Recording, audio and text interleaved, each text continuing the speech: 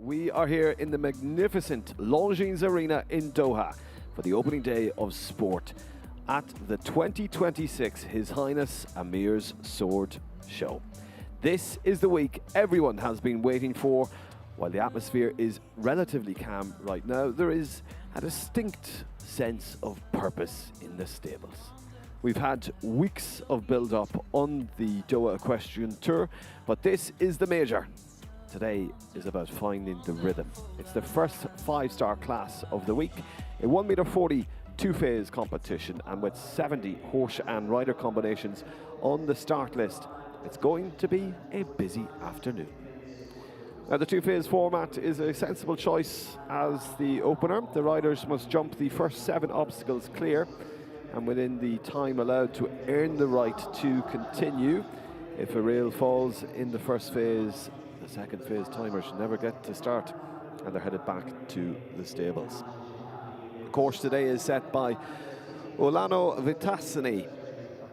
As you expect from the Italian, it's a fair track that represents respects the horses, but ask for precision in those lines. With the prize fund being on the modest side for this opening class, don't expect the riders to take any desperate risks. This is a day for producing a round, setting the tone for the horse's confidence before we get into those big, heavy-hitting classes and the sword itself later this week.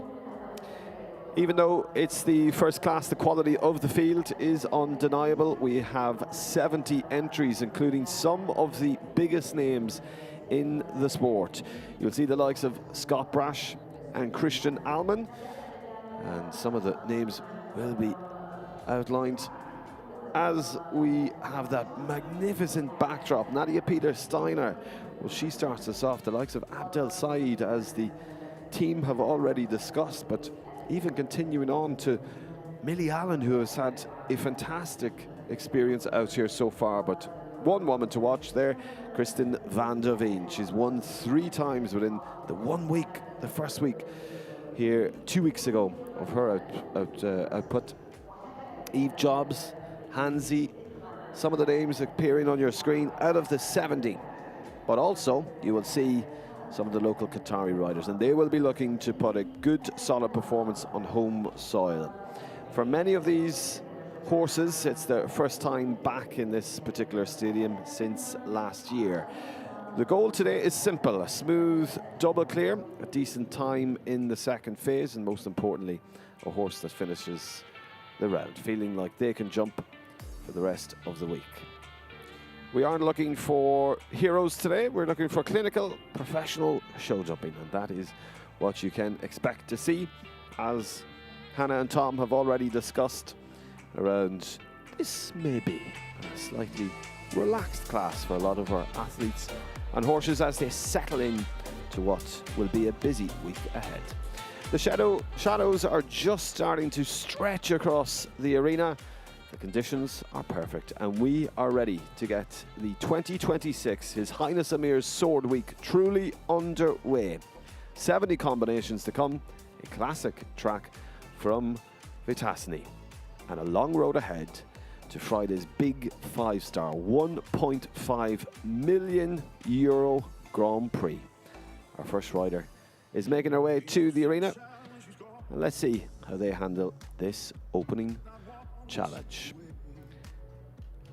In the commentary box is Tom Frayne. Tom, you've had a look at the course and the challenge ahead, but as you have already discussed, maybe a little bit more of a relaxed feel here for this first class.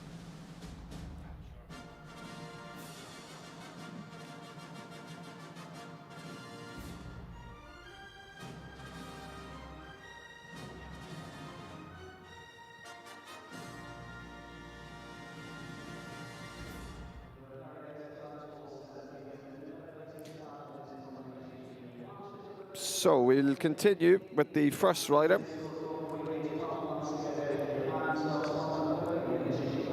And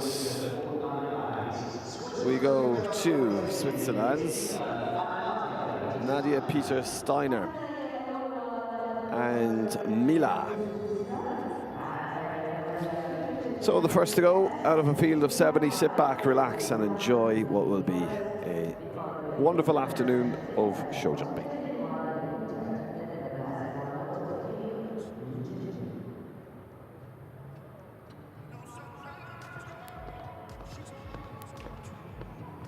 So, Tom, we're ready to get on the way. The first one is Nadia Peter-Steiner with this mare. It's a 14-year-old. She's ranked in the top 46 in the world. But this is the former ride of Ludger Beerbaum and certainly knows how to perform. Yeah, Nadia's had this horse last year as well. A really quality combination. We've seen this mare jump a lot of big tracks last year, so I'm sure she's just going to pop around this and use it to set her up for the rest of the tour for this weekend. For the subsequent weeks, I expect we'll see her here for a while. Real quality combinations. You can see the mare just skipping around. Nadia had a really good, really solid year last year. She did a lot of shows. Was very prominent on the Global Champions Tour, and particularly in the Global Champions League. She put up a lot of solid performances for her team and that. You can see Mila has that really easy way of going across the ground. She's at the lovely soft canter, which generates a lot of scope and power when she gets to the jump. So you can see here we just turn back, pop that vertical, and here she comes, third last fence, big oxer. 7 strides to the second last, and then just 8 strides to the last one. Adds it, goes 9 strides to the last. So a really nice way to start us off here for the opening partnership of this week. His Highness the Amir Sword Show. Nadia Peter-Steiner, double clear. Mila with a time of 27.78. Yeah, you can see that mare. She's really scopy. No hind boots on her, ears pricked. Just lovely picture. That's what you want to see. So correction, 27.95 is Nadia's time. And we continue to the second to go, and we go to the home nation, the first of those, and lead rider for the Watman jumping team. Prefix now, we see on a number of the horses being ridden by Qatari riders. As this gelding is an Irish sport horse, is son of Conor Dublinsky, and bred by Paul Brady. It's Watman Kamalinsky, and for Qatar, Fela Sued Al Ajami. Starts off really nice. You can see really energetic canter in this horse. So it just sets up on those early patterns. And now you can see how quickly that fence 4 to 5, that turn comes up. He's nice and patient on the 7, and now he'll roll back here to probably the biggest fence on the track, fence number 7, this oxer. Quite bright colours.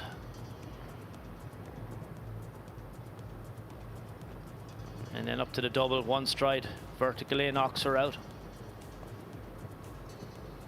So he goes 7, you will see how tight back he wants to be. Yes, you can see the rider just thought about the turn a little bit and the horse reacted. So he's had that fence down in the first part of the second phase. And he puts his hand up, he's going to opt to retire.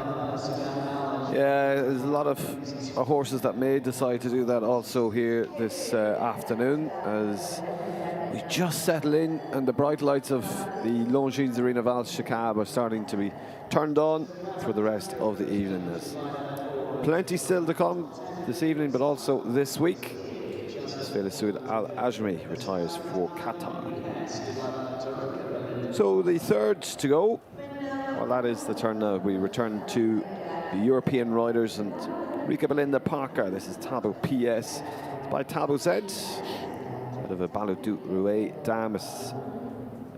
Tabo PS and Rika Belinda Parker for Denmark. So the first fence over the very far side of the arena. We just pop that and now just swing right-handed. So first 2 fences are verticals. And then the first of our related distances across the arena. And now a bending line to the first of our doubles. And you can see just at the back of that vertical is the big screen. This horse pays no attention to it. You can see he's got a really large ring snaffle. It's a version of a double bridle, I believe. So loose ring snaffle and a pelham, 2 reins. Big powerful horse, this guy. Here's a stallion, 14-year-old now. Really scopy type.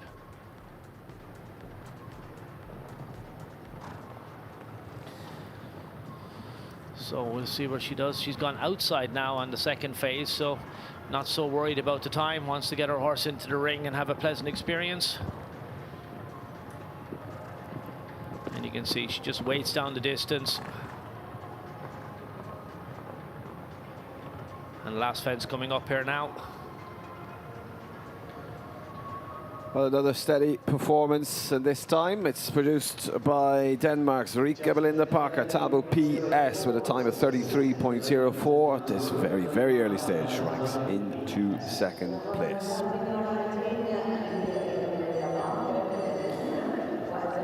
You can see here, just lifted his head a little bit on the way down, but just when he got to the jump then just goes really high, very scopy. You can see his overreach boots on him as well, just to make sure he doesn't catch his heels when he's jumping. He's obviously really exuberant behind. Well, we continue with the European riders, and this man knows all about winning at the highest level here in the Longines Arena of Alshaqab, including the LGCT Grand Prix, back-to-back wins. But he goes this time with Watnan Calvaro. It's a gelding that's 8 years old. It's by Casaladio. For Belgium, Abdel Said. Yeah, you can see these top-class riders bringing on, you know, the next generation of superstars. This is only an 8-year-old, beautifully bred. Oh, that looks the type of a Grand Prix horse. You can see really powerful canter, lovely expression, and again the shape of the jump when it gets to the fence. So what a great opportunity to take a young horse like this, as I say, only 8 now, bring him into a big arena and educate him. And I've no doubt we'll see this horse jumping up through the ranks in the next couple of months, if not in the next couple of weeks. And maybe Tom, on that Watnan prefix, it was established for Qatar and for their goal of going to the LA Olympics. It's a team that's starting to progress quite nicely. Yeah, absolutely, and the investment that the people and the supporters are making in the sport, and it's great that so much focus is on the Olympics. It's still, you know, the top of all sport, and it's where everybody wants to be. So it takes a long time to produce these horses. That's a very nice round from an up-and-coming horse. So into provisional second with that time of 31.87. Nice double clear for Abdel Said, Watnan Calvaro, Belgium. Yeah, we keep an eye on this guy. We're going to see a lot more of him. Beautiful type. You look, the technique is there, and with the right man in the saddle educating him, he'll have every chance to progress into maximizing his potential.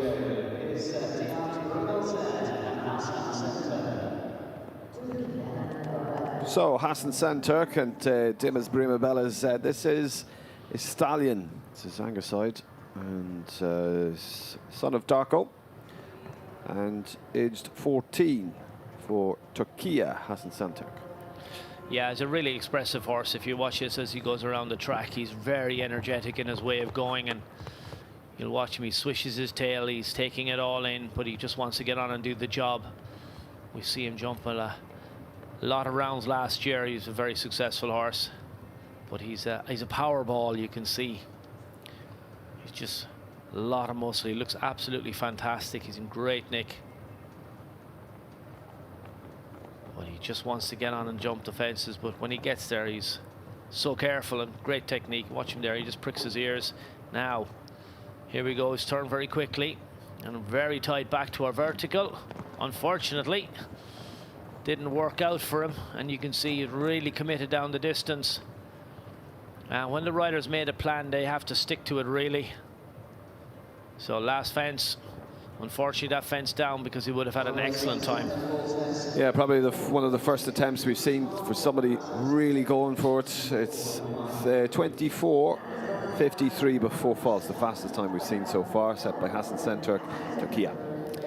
Yeah, he's the first guy who's come in and completed the first phase, and then really took a chance, turned back to that fence. Just the horse didn't quite read the front rail as well as he needed to. Well, we go now to the first of the Italian riders for the Cabinieri, and we've been having a really wonderful week, part of the Doha Equestrian Tour, but even last week went back to Italy and won 145 one-round speed. One to watch, Roberto Privitali and Quinarius. Yeah, let's hang on and see what the body language tells us here. This is a guy who likes winning. It's unlikely that he's going to leave an opportunity for a podium place behind him here. The stallion is a 12-year-old, real blood type. You can see just the body shape, very high over the verticals, very good in front. Now he's taking his time here in the first phase. Needs to be careful he doesn't just get caught out. There is a time allowed for that as well. 50 seconds. He's just outside it, and as I say, he's got a time fault, so he's just, sorry, 2 time faults. He won't be permitted now to go forward to the second phase. So 1 time penalty for every 1 second exceeding that 50 seconds in the first phase. Total of 2 for Roberto Privitali, Quinarius, Italy. Yeah, I just got a little bit too careful on the far side of the arena on that rollback and just lost a little bit of time. You just see here in the video as well, this is another horse we see with no shoes on him. We're going to see that's a lot more horses that way nowadays.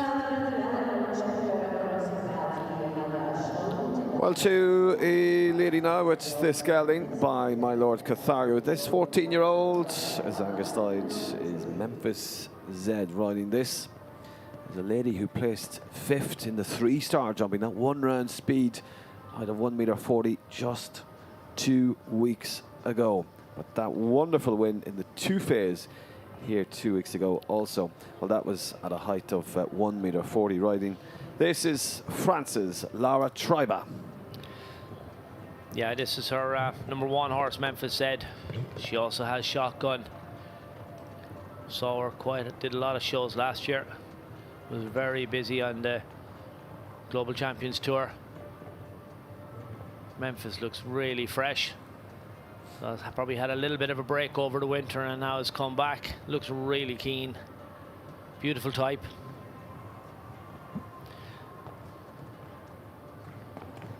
Now we'll see what's her option here now. Hasn't really speeded up too much. You can see lovely setup, just a simple snaffle, flat noseband, and she puts her hand up, acknowledges that the judges tell them she's had enough for this evening, she's going to retire. So Laura Triba, with evenly clear in the first phase, has decided to keep Memphis for another time. Plenty of jumping ahead, and a lot of these riders will make that calculated decision, Tom. Yeah, look, these horses, we're not going to know up here in our commentary position what the plan is of these riders, but I'm sure there are a number who horses are just starting off their season. They'll want to get them back into the ring. There's also, as I say, a number of horses have just flown in for the shows, so they're going to want to get into the ring and just feel how those horses are. Are they fresh? How have they come from the travel? Have they settled into their stables? So there's a little bit of scoping to be done for some of these horses. Well, a rider that has just arrived this week, part of the 10-week tour, is Belgium's Peter Devos and Casual DVZ. The mare that he rides next is 11 years old. It's by Korn Dublinski. Yeah, he's put together a phenomenal string of young horses. They're really going to be interesting to see what Peter does this year, because he's brought these superstars from foals all the way through now. He has a second horse to ride here later on this afternoon, Prima DV as well. And real modern horses, so light on their feet, lovely expression. And when you watch the rapport between these horse and riders, it's just it's a joy to behold.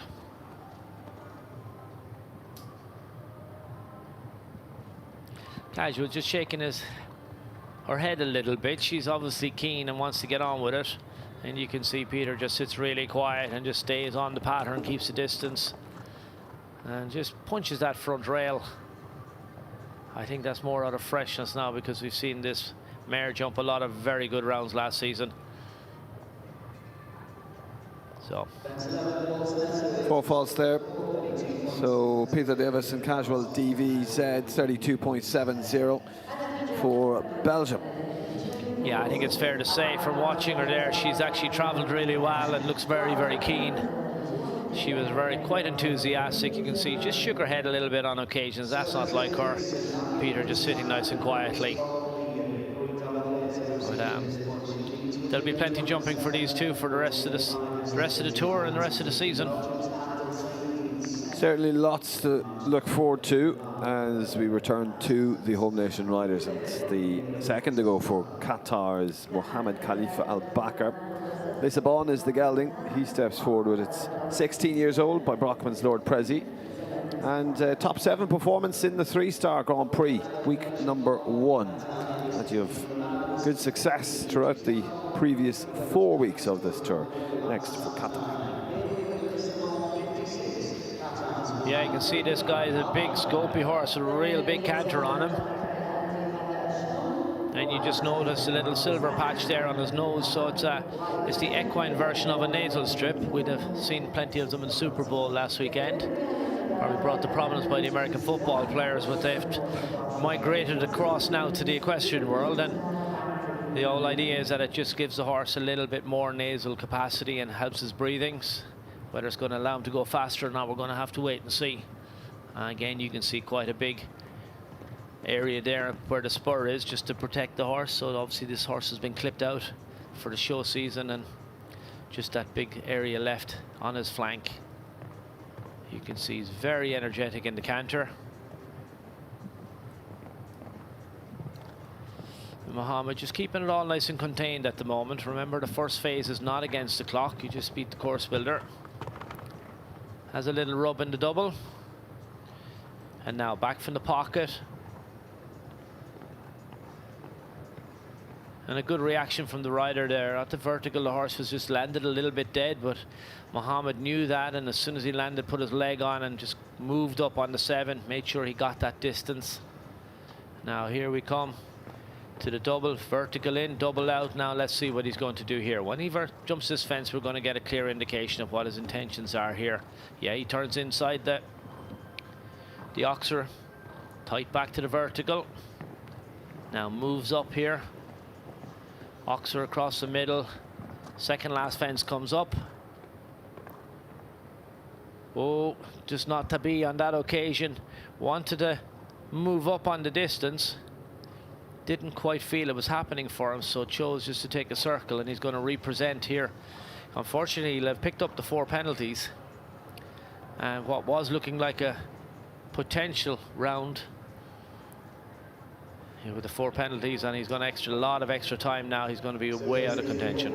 Yeah, disappointing, especially at the second last fence. Mohammed Khalifa Al Bakr Lisbon ends up with a total of 15. In fact, that's 4 for jumping and 11 for time for the Qatari rider. Yeah, Lisbon was quite keen in the first phase, so Mohammed really wasn't able to get him to settle into a really nice rhythm that you want, you know, particularly for the second phase when you want to try and be able to go quick. If the horse is just not really listening to you, that makes it a bit more difficult. Well, we go to the 10th partnership now, and Oggy van de Wolfsburg. Well, this is a son of Echo van Spiewild, and a 12-year-old riding this. He's one of the top international riders for Belgium. It's Niels Bruinseels, and ready to go with his very adaptive style. Yeah, horse starts off again. You can see a little kick out after jumping the first fence, obviously feeling no ill effects from his travels. Niels, another man who is so talented and so skilled at bringing on these young horses and bringing them through all the way. This is a real nice type. So you can see he's got a simple Micklem type bridle, a little pelham on him, and a single rein. Just keeps his horse out nice and wide now, coming back to this, probably the biggest fence on the track, the Oxer. And then the 6 drives up to the double. Oxer out. And he's going to put his hand up. This is one we're going to see jump some of the bigger classes this weekend and a few weekends coming up. So, yeah, he's decided to retire. Niels Bruin-Seals, Ogie van de Wolfsburg. That's the first time that Niels has jumped here in this Longines Arena of Alshaqab. So again, just getting the field, even for himself, to get a feel of this arena. No stranger of winning here, including an LGCT Grand Prix. But it's nice to make yourself at home again, Tom. oh, you have to really. You've got to give these horses a fair chance. This is an interesting combination. Very interesting. This young lady, well, she's travelled all the way from Wellington in Florida, and my word, what a first week she had, including 15 top 10 performances and 4 wins alone, including one in that jump-off class in the 5-star jumping. It's Kristen van der Veen with Starbucks for the USA. Yeah, she won this corresponding class here on week 4 a fortnight ago, so don't be surprised if she intends on doubling down on that. I wouldn't be surprised if this is our winner. She definitely will be trying. Starts off here now. You can see we have a bitless bridle in a hackamore. Oh, sorry, there is a bit in there as well, which is a black vulcanized rubber bit. Horse is very sensitive, but also very careful. You can see really energetic in the canter, but look at the expression on the horse, ears pricked. I'm sure when they get the first phase out of the way, this partnership are going to give it a go. Here we go. There we go. Finishing phase 1, and you can see immediately moves up the pace. Drops in really tight here. How tight back and how brave are we going to be? Stands off that. 7 strides. 6 strides. Really takes it all up the inside line. Coming to the last. Has to go well into the lead if she can leave this in the cups. And she does. The clock stops at 23.02. Kristen van der Veen is on point to be our winner again here this week in the exact same competition. She rides Starbucks. Well, that's how you do it, Tom. Yeah, you can see this horse come into the ring, was really comfortable, almost a little bit too comfortable in the surroundings, but once the jumping started, really got stuck in. You see that elevator bit, what I was looking at, the black rubber vulcanized snaffle in his mouth. Really smart performance. It's going to take a very good round to beat that. Even on the leaderboards displayed there, Kristen van der Veen 23.02, and then second place, what was the leading time, 27.85, so quite a gap now as we go to another very impressive young lady. For Great Britain, it's Millie Allen. She was the winner of the 6-bar competition just 2 weeks ago, but this time rides this mare, 10 years old, by Vivant. It's Viaka PS. Millie was actually second in the corresponding class behind Kirsten a fortnight ago. I'm sure she wants to reverse the places. So let's see. She needs to get this first phase out of the way. It's a 10-year-old, but looks very comfortable in the ring and obviously has the advantage of being here now and competing here a fortnight ago and in some of the previous tours. So can she use that now to her advantage? Kirsten had a really sweet round, got a really nice rhythm all the way through. So let's see what Millie can do now. So she's quiet on the first line. She needs to be tight back here if she wants to be in contention.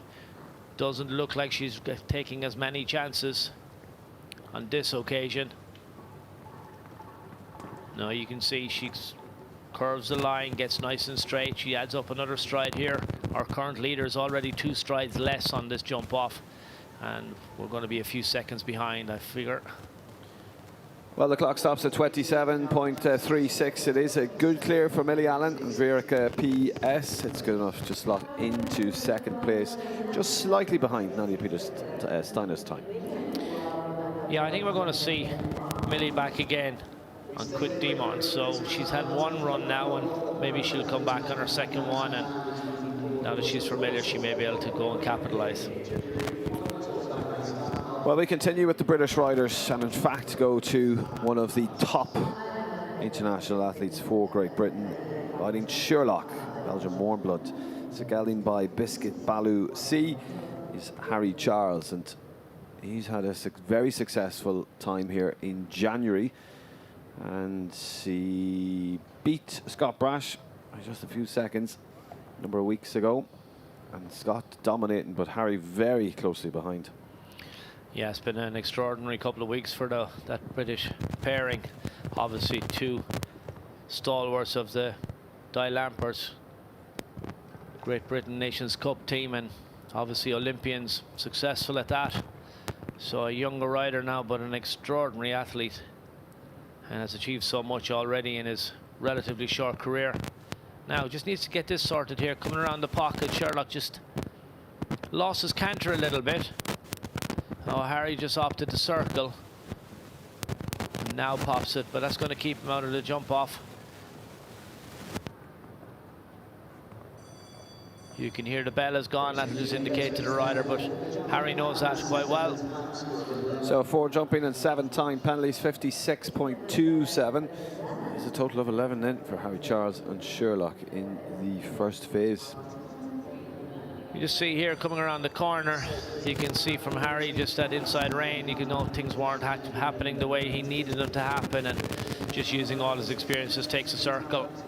No point in presenting the horse to the fence in a way that he's not going to be able to jump it. So using all his experience there and good horsemanship.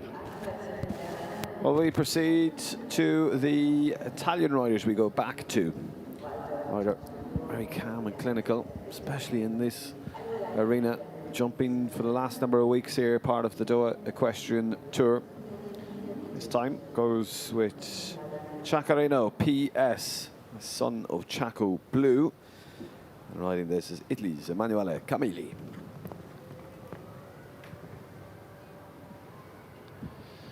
There's another very competitive rider. He really likes to be on the podium.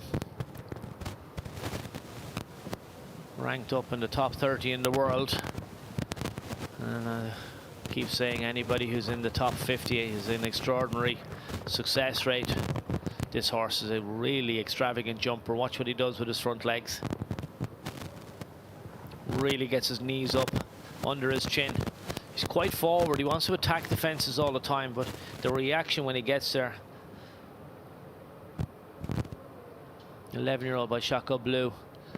You can see he's got the mask and the headpiece on him, and a little bit of sheepskin around the sides of the bridle then as well. But he has a time fault. Over the time allowed of 50 seconds by just under a third of a second. In fact, Emanuele Camilli, Chacarino PS, picks up 1 time penalty. Yeah, 50 seconds of time allowed in the first phase. You can't hang around. You can't ignore that. And that's the second rider we've seen now who's been clear over the jumps, but just misjudged the time a little bit. I don't think he's too perturbed on this occasion. Well, 70 have started, or 70 is on our start list here this afternoon, and we will have an arena maintenance break at the halfway point of that. But for now, we return to the home nation riders. So Rashid Toim Ali Al Mari rides Duke of Pierre Willems Z. This is a stallion by the Montesime, and it's just 8 years old. Some of these riders, Tom, will have the benefit of jumping week in, week out, because some of the Qatari riders are actually based here in Alshaqab. Yeah, you can see this horse is actually down under the ownership of Alshaqab. Oh, I presume he lives here somewhere on the facility. It's a fantastic facility here. We see all the Arab horses as well, and the veterinary facilities here. It's a huge setup here.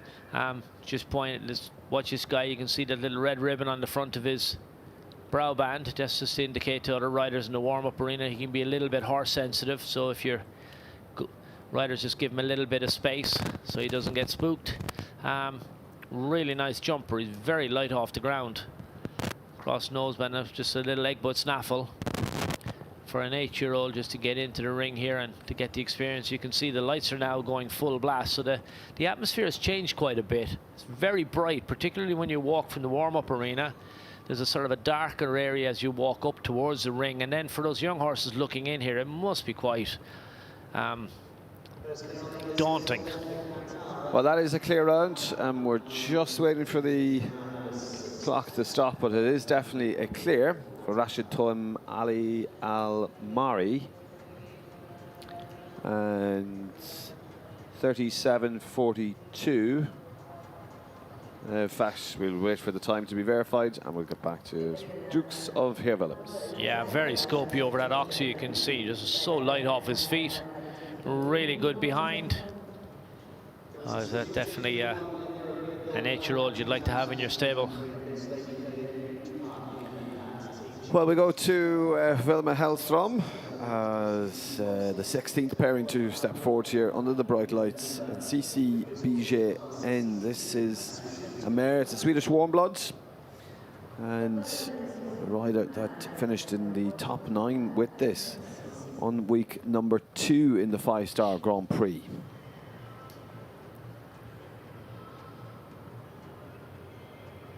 Beautiful shape, you can see lovely expression on this horse, really smart. Ears pricked. Swedish warm blood mare, they produce so many nice horses now. You can see this mare has, for all intents and purposes, a pair of socks on the front of her legs. Some of these horses, particularly the grey horses, can be quite sensitive. Just to give her a little bit of protection. And sometimes react a little bit maybe to the bedding or to the sand. So keeping it all nice and organized, keeping it really balanced. I don't think we're going to see this combination cut loose in the second half. Again, another one with a time fall, 2 time falls in the first round. So a total of 2 there, 51.93 for Vilma Hellstrom, CCBJN for Sweden. So another one of our riders picking up time falls in that first phase.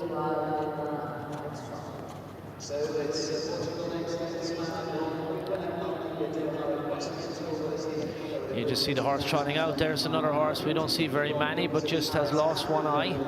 But doesn't seem to affect them. They're well able to manage. Great to see the horses staying in the sport, and obviously the riders are very conscious of it.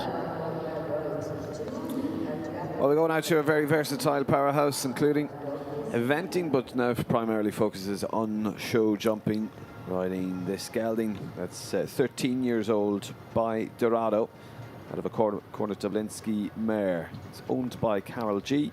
This is Dorados and Portugal's Duarte Sabra. Yeah, Duarte's a big supporter of the Doha Tour. We saw him here last year, very successful. He has a really nice string of horses now, and Carol G being one of his primary supporters and owners. He's had an early fence down, just had the back rail down on the Oxer. We're not going to see him in the second round, but very competitive rider now. Competed at the European Championships, did a lot of big shows last year. We saw him on a big stage. Popping around here now, just giving his horse a nice school. He'll have known he'll have that fence down, so you'll just see him give the horse a pat, and he'll come back. We'll see him here tomorrow, I'm sure. Absolutely. Duarte Sabra, just the 4 faults, 49.07, the first phase time academic, unless they pick up a time fault. Was Dorados, Portugal. Yeah, we just see the back rail there. He has a little rub, and then it's very slow falling. Just horse just misjudged it ever so slightly. So we continue to the Italian rider for Italy's Cabanieri. He's Emanuele Guadiano, and a man that has really dominated the podium over the last 4 weeks, or the 4-week tour so far. He goes this time with Vasco. It's a stallion, and it's 12 years old by Vivant, Emanuele Guadiano. I think we can be guaranteed that he will have a go against the clock. I have yet to see this man come into the ring and not be competitive. He's such a consistent performer. Vasco now with a lot of experience. And you can see loads of stride. So turns back in the far end of the arena. Doesn't want to get too lost, but unlikely he's going to suffer from time faults. Heads up to the double, vertical in. 1 stride to the Oxer, and let's see what he does now. Immediately you can see he starts to move up the pace. Jumps this, got to turn up nice and tight to this vertical, and then try and get forward on this, and then keep galloping. 7 strides, now up on the 6. Gone for the 7. An extra stride. Will it cost him when it comes to the end? We'll have to wait and see. Last fence coming up. Well, clears it in the time of 23:32, and in fact it's not quick enough, just over a third of a second slower. Well, that's Emanuele Guadiano slotting into second with Vasco. Interestingly, landing after a red fence number 11 at 12 seconds. So an indication there with Emanuele Guadiano. Yeah, really high here. You can see him in the first double. Another horse, barefoot. But here on the sand, it makes no difference. They have loads of grip and traction. Just outside our leader. Well, as it stands here in the first arena of the week, it's Kristen van der Veen with a time of 23.02. That's the standard set by the American rider. But we go to this man representing Brazil and a former winner of His Highness the Amir's sword. Santiago Lambre rides the stallion by Carthagen. This is Zeus. The Alshaqab blue mare.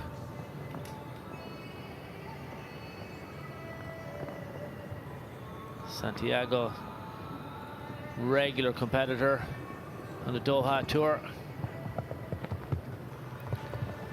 Zeus looks very fresh and very keen. You can see he's a horse that carries his mouth open, but you know, Santiago just has a plain noseband on him and a really soft snaffle. You know, has chosen to allow the horse a bit of extra freedom with his mouth. They work together.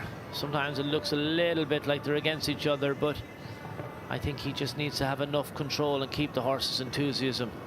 Now, another rider who's going to put his hand up. Feels his horse is in great shape. He's got his eye on a bigger prize later on this week. I'm sure we're going to see this horse in maybe a jump-off class tomorrow, or definitely the Grand Prix later on in the week. Just pops that water tray, really careful. Lovely technique again, and watch the expression on the horse, ears pricked.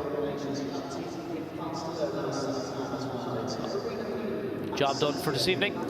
Well, we go to another Brazilian rider, and this time it's Sergio Nuppelman Jr., based in Europe, frequently competes across Europe, including the Sunshine Tour, but has spent the current winter season out here competing at these 5-star shows across the UAE and here in Qatar. He rides Carina Blue. And we see Shaka Blue again in the breeding out of a Sandro mare. Hanoverian. So again, not the biggest horse. We can see a different type.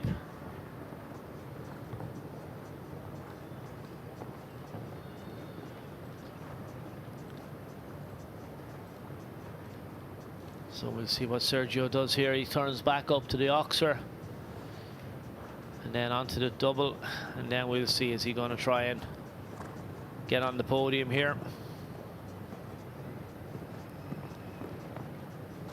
No, he's going to opt in to go outside. Is he going to finish his round? Yeah, using the opportunity to get the horse into the ring and give it a bit more experience. Now he decides he's enough done. Hand will come up. So deciding to retire then is Sergio Nuppelman Jr. Carina Blue for Brazil. But it is the first competition, the first 5-star competition, and many of these just settling in. Well, we will continue to number 21 on the start list. But number 1 in the world, newly crowned this week, riding Hello Mango, is Scott Brash. This is a mare by Untouchable, but my word, what a tour this man is having, including 5 Grand Prix wins that have very much helped him get those necessary Longines ranking points to become world number 1. Yeah, building on what was a phenomenal year last year. Now has a string of horses that I think has obviously got him to number 1, but I suspect is going to keep him at number 1. Not only is he able to manage him now, but he also has the experience to, you know, look after these horses and produce them. We saw Hello Jefferson win early last year, then took a little bit of a break in the middle of the season and came out at the latter part of last season really successful, and he looks like he's sticking to that pattern again this year, already winning a 5-star Grand Prix with that horse. And we know what Mango can do, and we're going to see Folly in this class here later on.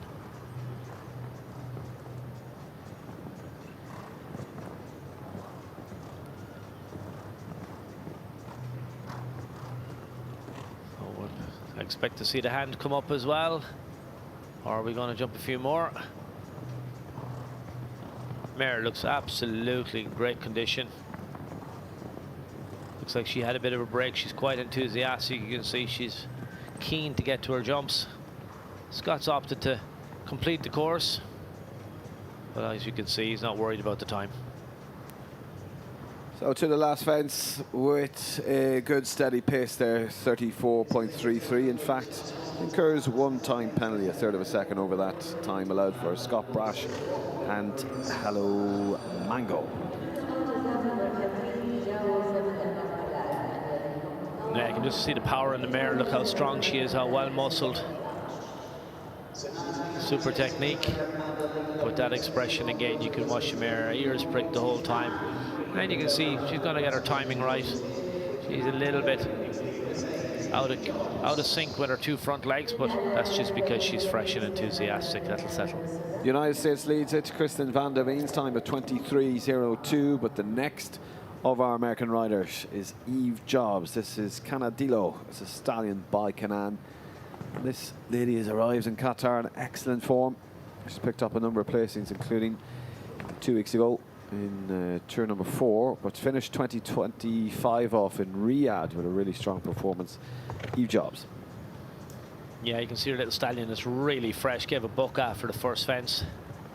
Really enjoying himself. You can see he covers the ground, ears pricked again. Just misjudged that back rail a little bit, I'm afraid. Plain nose bend, nice simple snaffle. Lovely picture. And wow, what technique when he gets to the jump. You can see he's just keen down the distance there. Unfortunately, we're not going to see them in the second phase. The bell should be ringing. Yeah, it is 4 faults then for Eve Jobs. Candilo not to be here this afternoon, or this evening now, as the local time. We're now 5:45, but the sun has very much set as the bright lights of Longines Arena shine down.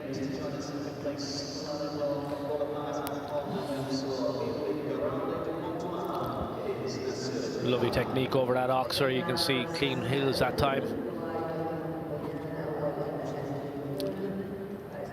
Well, to Jordan, and one of the top Jordanian riders. This is Nasso Keali, and riding a mare. That is Gooding de Pontal as the 23rd to go. 10-year-old boy, Armitage boy out of a Demont Assembly mare.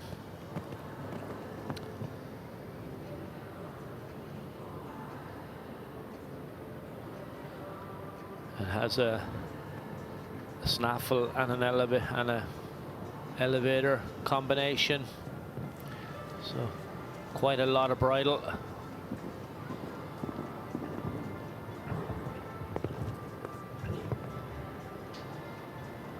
Big jumping horse. You can see this mare, she's very, very strong at the jump, very powerful.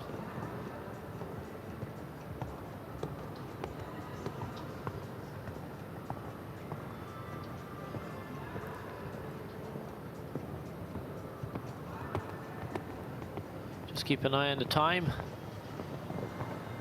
He's close. He's out. So over the time allowed ever so slightly there, 50.14. So just picks up the one-time faults with Gooding de Pontal, Nasso Keali for Jordan. Yeah, there's no time to waste. You have to just stay on the rhythm all the way around. There's a couple of turnbacks on the track, and if you go a little bit wide, you just run the risk of course builders to watch.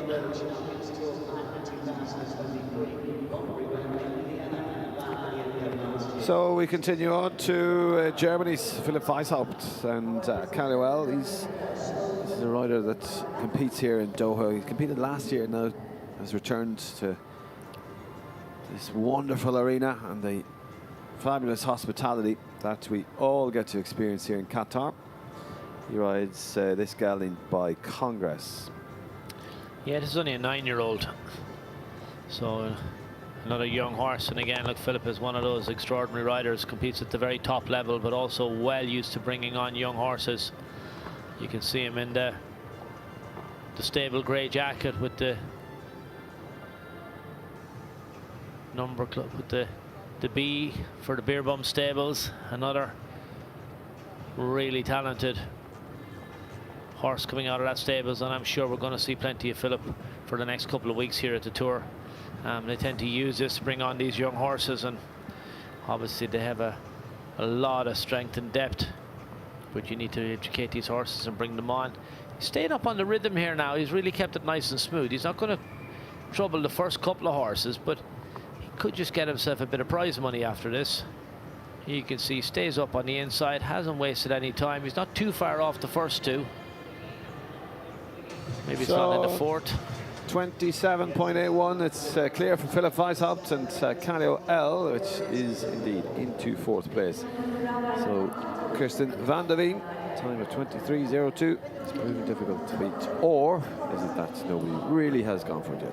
Yeah, you can see this horse when he started off. He went really high in the first half of the course. He was in just, I think the horse wasn't so sure when he came in with the bright lights, so he was really spring-heeled. Gave the horses about 30 centimeters on each jump, and as the track went on, then he relaxed into it a little bit. Philipp, as we know, is just one of these world-class riders, and he stayed on that rhythm all the way through. Well, this rider was the winner of the first of the 5-star jumping last week in the first feature class. It's Max Kuhner for Austria, EIC Quantum Robin the Fifth, Austria.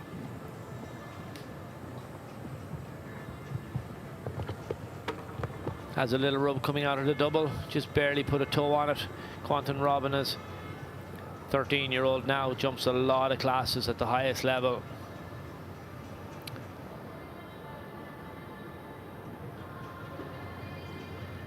Max, another one of the real stylish riders that you're going to see. So neat and tidy when he rides. Watch how little movement there is in the body. Always in tune with his horse and supports them. Has that wonderful lower leg position. You can see very neat back there in that turn back. Doesn't look like he's going quick, but he's definitely around there as tight as anybody else. Adds up a stride here onto our leader. And an extra 2 strides there on the second last line. He's not going to get on the podium, but a very neat round. 27.91 indeed, as top 6 for Max Kuhner at this stage. I see Quantum Robin the Fifth, Austria.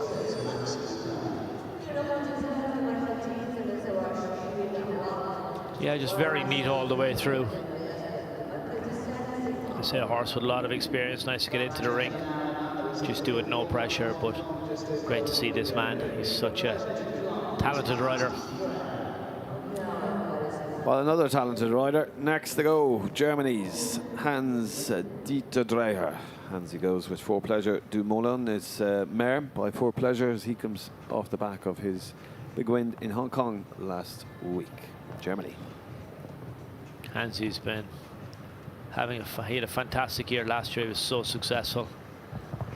Elysium was a superstar for him last year. We'll see Elysium later on this evening. For Pleasure du Moulin. 12-year-old. And he gives this Oxford plenty of respect. Goes nice and wide. Unfortunately, the back rail has gone. That's going to keep him out of the jump off. I was starting to think that I thought Hansi might be a contender for this, but we can hear the bell go in the background. It's not to be this evening. So 4 faults in 45.76. It's not to be indeed for Hans Dieter Dreher. For Pleasure du Moulin. Just had the front rail down on that Oxford in the corner. We can just see it there. Just a little bit of mistiming with the front feet. He just pushes it out. Cups are so flat, so light. Well, we are now 10 to the arena maintenance break, and that will be the halfway point of this first competition of the week. A 5-star 2-phase, if you have just joined us, a height of 1.40 m. We go to the next rider for Brazil, Marlon Mondolo Zanotelli. This is Merkinka, and Mer is by Com El Fo.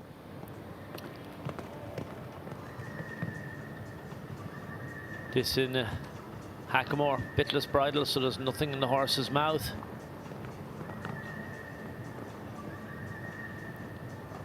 Mare is very energetic.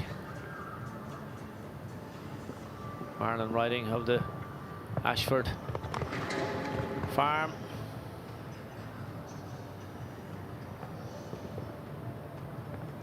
You can see this mare like really covers the ground. Marlon's been quite successful on this mare already. Wouldn't be surprised if he takes on the challenge of our American leader. Oh, just has to get the double out of the way. And now will he let her run? And you can see just bending the turn. He comes right to come left to make this as neat as he can. He's very tight here. Jumps it on the move. Has to go the 8 strides. Comes on the 7. This horse is very quick across the ground. Could be in contention. He needs to keep galloping at the last. Have we a new leader? 22.25. It is our new leader, Marlon Mondolo Zanotelli for Brazil. Goes into the lead with Merkinka. Yeah, Merkinka's really set up for this class. She's very exuberant. She's very clear, very careful in the first phase, and then absolutely loves to gallop and run. And Marlon really let her off for the second round. Very clever. He didn't try and run her off her feet. He didn't leave out strides where it wasn't going to suit her. He was quite happy to go the 8 strides, quite happy to go to 7 strides, because he knew that his mare is quick across the ground. She was so neat here on that turn back. Well, as it stands at the moment, that is Marlon in the lead. Kristen van der Veen is now second and third. Emanuele Gaudiano. As we go to a rider who finished top 10 in the 5-star Grand Prix 2 weeks ago. Khaled Almabethi riding Capercio. This gelding by Arezzo Vidial. Yeah, it's a 10-year-old.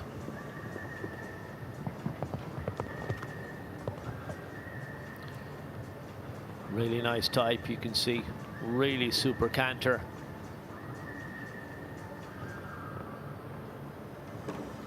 Has a little rub on the oxer, but gets away with it. Now, just you can see, Khalid just settles everything down, keeping it nice and organized. Doesn't want the horse to get unruly.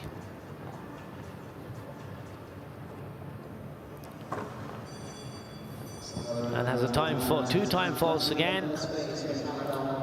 With the time of 51.85, that is over that first phase time. So 2-time penalties this time for the Saudi Arabian rider Khaled Almabethi. Yeah, very good on the fences. Just looked a little bit fresh, possibly a little bit keen today. And as a result, just went that little bit wider to set everything up. I think he's happy enough with his evening's work. His horse is in good form. He can look forward to the days ahead. Well, plenty of jumping to come, and including that big competition this week. 1.5 million euro of the Grand Prix, the 5-star Grand Prix, and that is for the award of His Highness the Emir's Swords. We're so looking forward to that. That will be on Friday. And then our 3-star Grand Prix on Saturday will conclude the jumping here in the Longines Arena of Alshaqab. Set to be a fantastic week. We do hope you can join us as the coverage will continue over the next 3 days. Plenty of jumping still here this evening, including later on continuation of the 5-star jumping. Start time of that 8:15 here local time in Qatar, height of 1.50 m. That's the first of the Longines ranking competitions. But to the home nation again, Qatar's Sheikh Ali Khalid Al Thani, Marco Monet. This gelding by Erko Marco, and 10 years old, owned by the Qatar Equestrian Federation. Some of these will be owned by Alshaqab, and some of the other ones for the home nation are owned for the Qatar Equestrian Federation. Yeah, this horse competed last year at 145, 150 meter level. Saw him jump to 150 in Riyadh at the back end of the year for a fence down and a time fault. He's a 10-year-old, but really promising. Sheikh Ali's done a lovely job producing this horse. As I say, we saw him for the latter half of last year. He was in Valkenswaard, Riesenbeck, and saw him then in Vienna.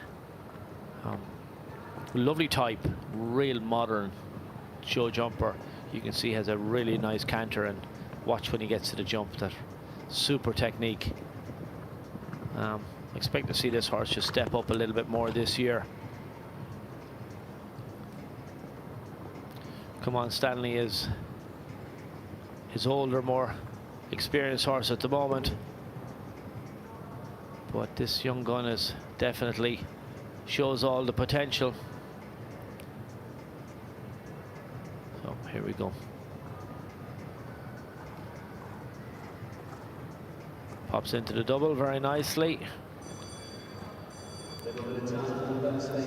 Well, over that time allowed is 51.53. So again, 2 time penalties. This time for Qatar's Sheikh Khalid Al Thani Marco Monet.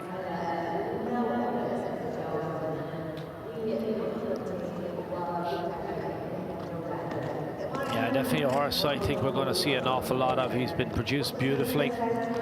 He has all the attributes that you're looking for in a potential Grand Prix horse. We'll see plenty more of him this weekend and in the coming weeks.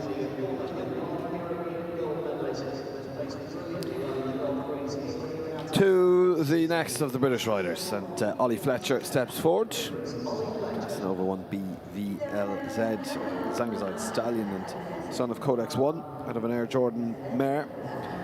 Ollie, the winner of a 2-star Grand Prix on the first week, and the rider is really enjoying his time here out in Qatar.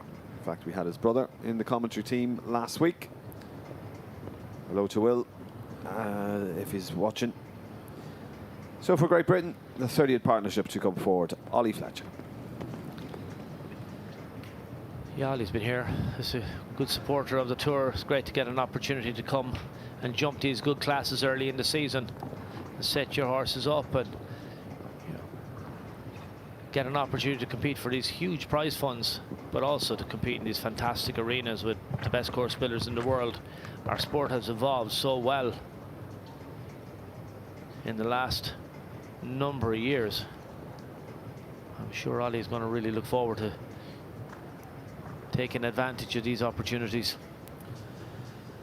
He's a young man that has performed very well at the youth level, and including the youth European Championships. Tom, how important is that for some of these riders to get so much exposure at youth level to then transition to senior? It's a great opportunity to get into the ring and get the pressure that's going to come in front of you. They get to compete at proper shows with the best course builders, and to be fair to their supporters, their parents, their owners, they've really resourced these young riders. And then we have the likes of the FEI with the talent programs that are coming through, and I know nearly every nation itself now has its own young rider program, so there's great opportunities. Well, 27.64, that's what the clock stops at for Ollie Fletcher, and Casanova 1 BVL said good enough for a top 5 performance as we approach this halfway point.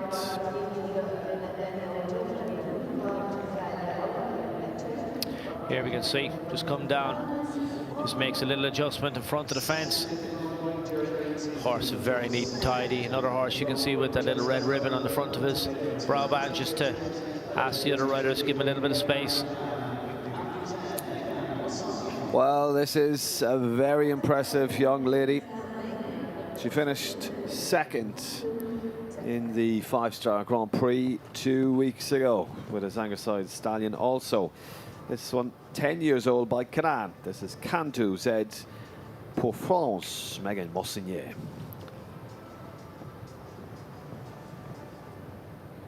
Building on a really successful year last year.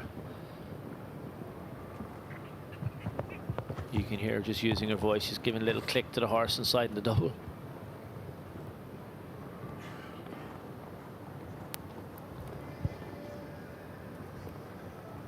Now settles into it, jumps that big oxer. Doesn't want to go too wide here. He can't get lost and risk incurring time faults.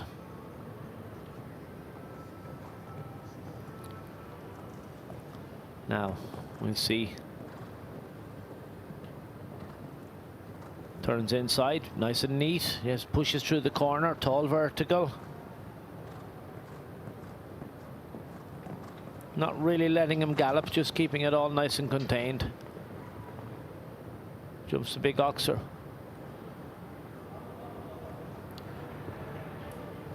So over the last fence, it remains in the cups, and 24:52 is the time that secures Mega Monsignier's position as 4th at the moment with Cantu Z. Yeah, pops into 4th place. He didn't look like he was going very quick. Jumped the first couple of jumps and was nice and tight back to the second jump in the second phase, and then really just let him open his stride, and that's just put him into 4th place. That's the standings. That's the top 5 at the moment. Everything still to play for, with another 39 left to go. We return to the Jordanian riders. This is Abdulghani Bisharat. This is Leicester Stallion. It's 10 years old also. As we go with another 5 or so to our half a point and a break.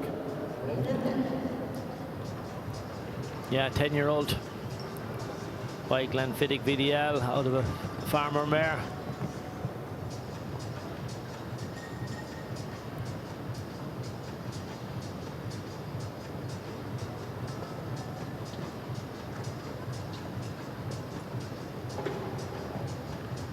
Settles into the track really nicely. Keeps the horse nice and connected. You can see he's got a 2 rein set up with a gag snaffle, quite a large ring snaffle. We see quite of those nowadays. Cross noseband. Well, the horse looks very comfortable in that. Nice and soft in the rein. Now, has he got it turned back right? Good on the distance. Let's keep an eye on the clock. He could be under a little bit of pressure as well, I'm afraid. I worry for him. Yeah, 50.08. So 1 for time, just under 100. 1/100th of a second, too slow to allow Abdulghani Bisharat for Jordan into that second phase with Leicester. You can see loads of scope, really powerful jumper, but you have to stay within the time allowed. He'd started off the track really conservatively and just got into it very nicely, but needed to stay on the rhythm just a little bit more, I think, from the first couple of fences. 1 to 2 possibly is where he got caught out. Well, next to take it on is one of the top riders in the world, Christian Alman, back here in Alshaqab, previous winner of the CHI Alshaqab Grand Prix, which will be back here in the Longes Arena next week.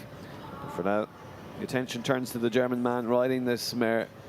That's 12 years old, by Berlin. This is Jardessa and Christian Alman. Yeah, we've seen this man in all the big arenas in the world, but he's a great supporter of the Doha Tour.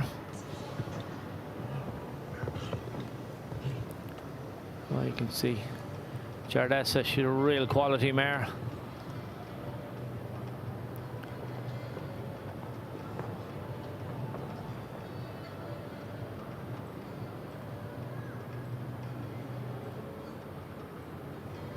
Now he seems to be that little bit. Has a second or two, should be okay on the time. That's just experience showing there. So now let's see what he's going to do here. Now you can see he's already looked for his turn back to the vertical. Doesn't rush the mare, but just presents her beautifully.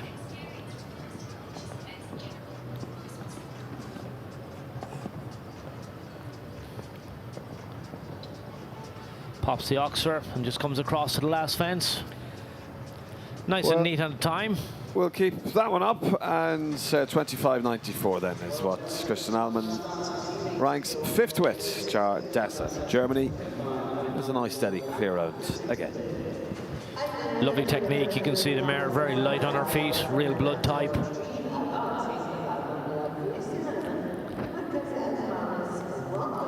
Lovely expression. You can see ears pricked.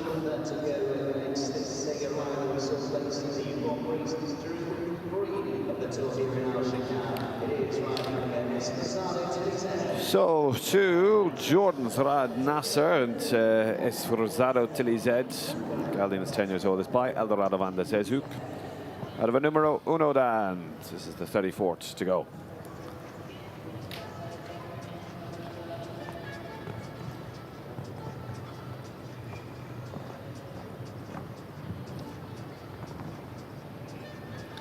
Another 10-year-old. Lots of 10-year-olds in this class. Riders obviously choosing to use this to get their younger horses into the ring. Lovely type. You can see nice shoulder, good body, and great technique when he gets to the jumps. Very athletic horse. You can see how light he is on his feet.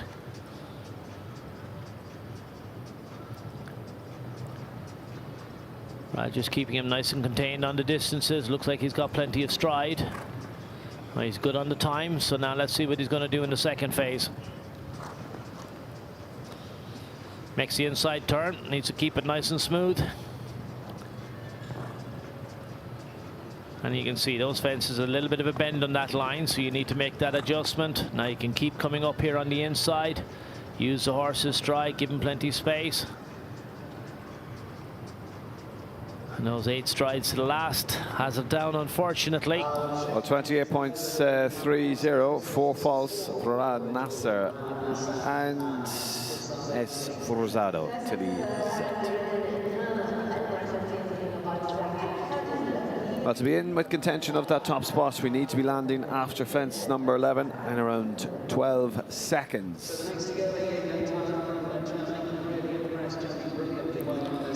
Yeah, you can just see the last fence down. Unfortunately, would have keeping them out of a placing.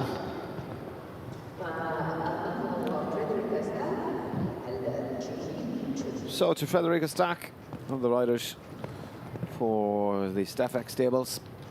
Really consistent in January, multiple clear rounds at the height of 140, 145. Let's see if she can do it again, this time with a stallion. This is 12 years old. Son of Canaan, it's Jimmy Chu for Germany, Frederica Stack. He's a gorgeous type of horse, isn't he? A really attractive looking horse. Ears pricked. He wants to get on with the job, really takes the rider down to the fence. But wow, when he gets there.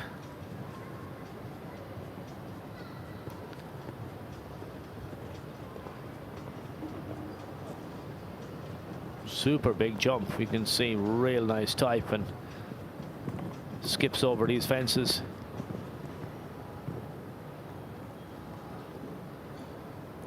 Frederica, she's doing a super job just keeping him nice and connected, giving him a chance to learn. Now he just came around the corner there on the turn back and just misjudged that. Now using all her experiences, keep them together, keep them organized. Puts her leg on, sends him out in front. Well, it is fence number 10 that goes on course for Frederica Stack and Jimmy Chu, so 26.80 and 4 false.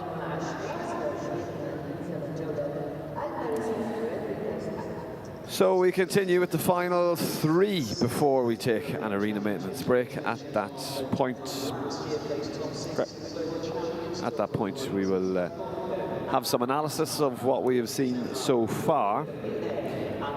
2 after Andrea's show at Eureka VA. This is a mare that's 12 years old and a rider that has already been in the podium, or the top 5 at least, in the Grand Prix. In fact, in January he was 5th in the 5-star Grand Prix. But this time goes with Eureka VA.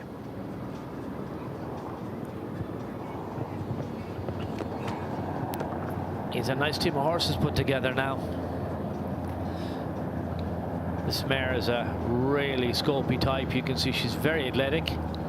Not that big bodied, but quite tall. Andreas, you can see here, very stylish rider, sits really neat on the horse. Keeps that lower leg position underneath him all the time. Oh, keeps it all so balanced. Nicely done there. Unfortunately, the fence down is going to keep him out of the second phase, but this is definitely a Grand Prix partnership that we're looking at. So what then? As we go to the final stage now, this first half, 4 falls for Andresio Noriga VA.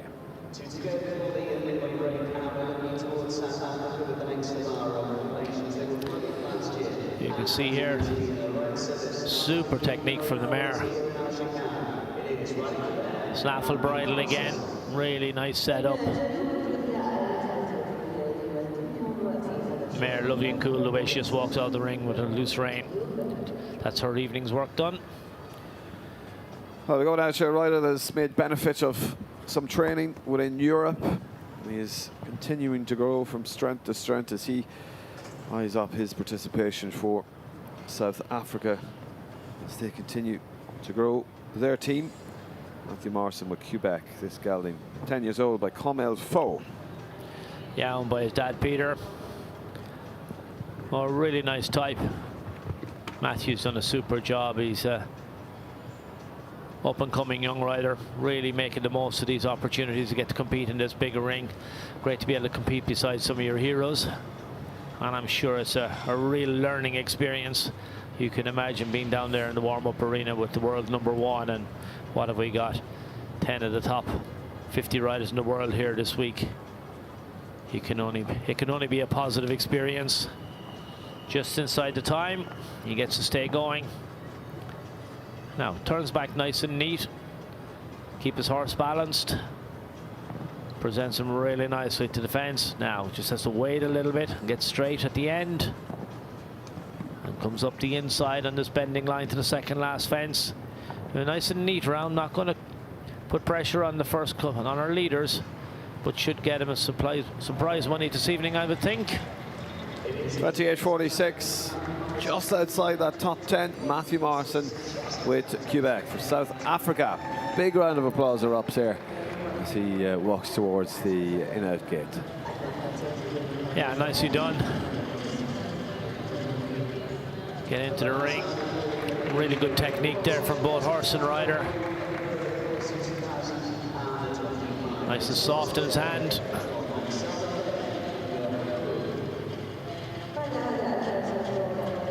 Well, next, a partnership to finish second, the 5-star 160 Grand Prix in Tour number 3. This is Equestrian, Maxwell the 5th. This stallion is Belgium warm-blooded by Ballot du Rouet. Well, this is Austria's Geoffrey Puck. Geoffrey, the prolific winner in this arena. He had a phenomenal tour here last year. He was a multiple winner over a number of weeks. I'm sure he would like to repeat that again this year, so maybe this is where he's going to start.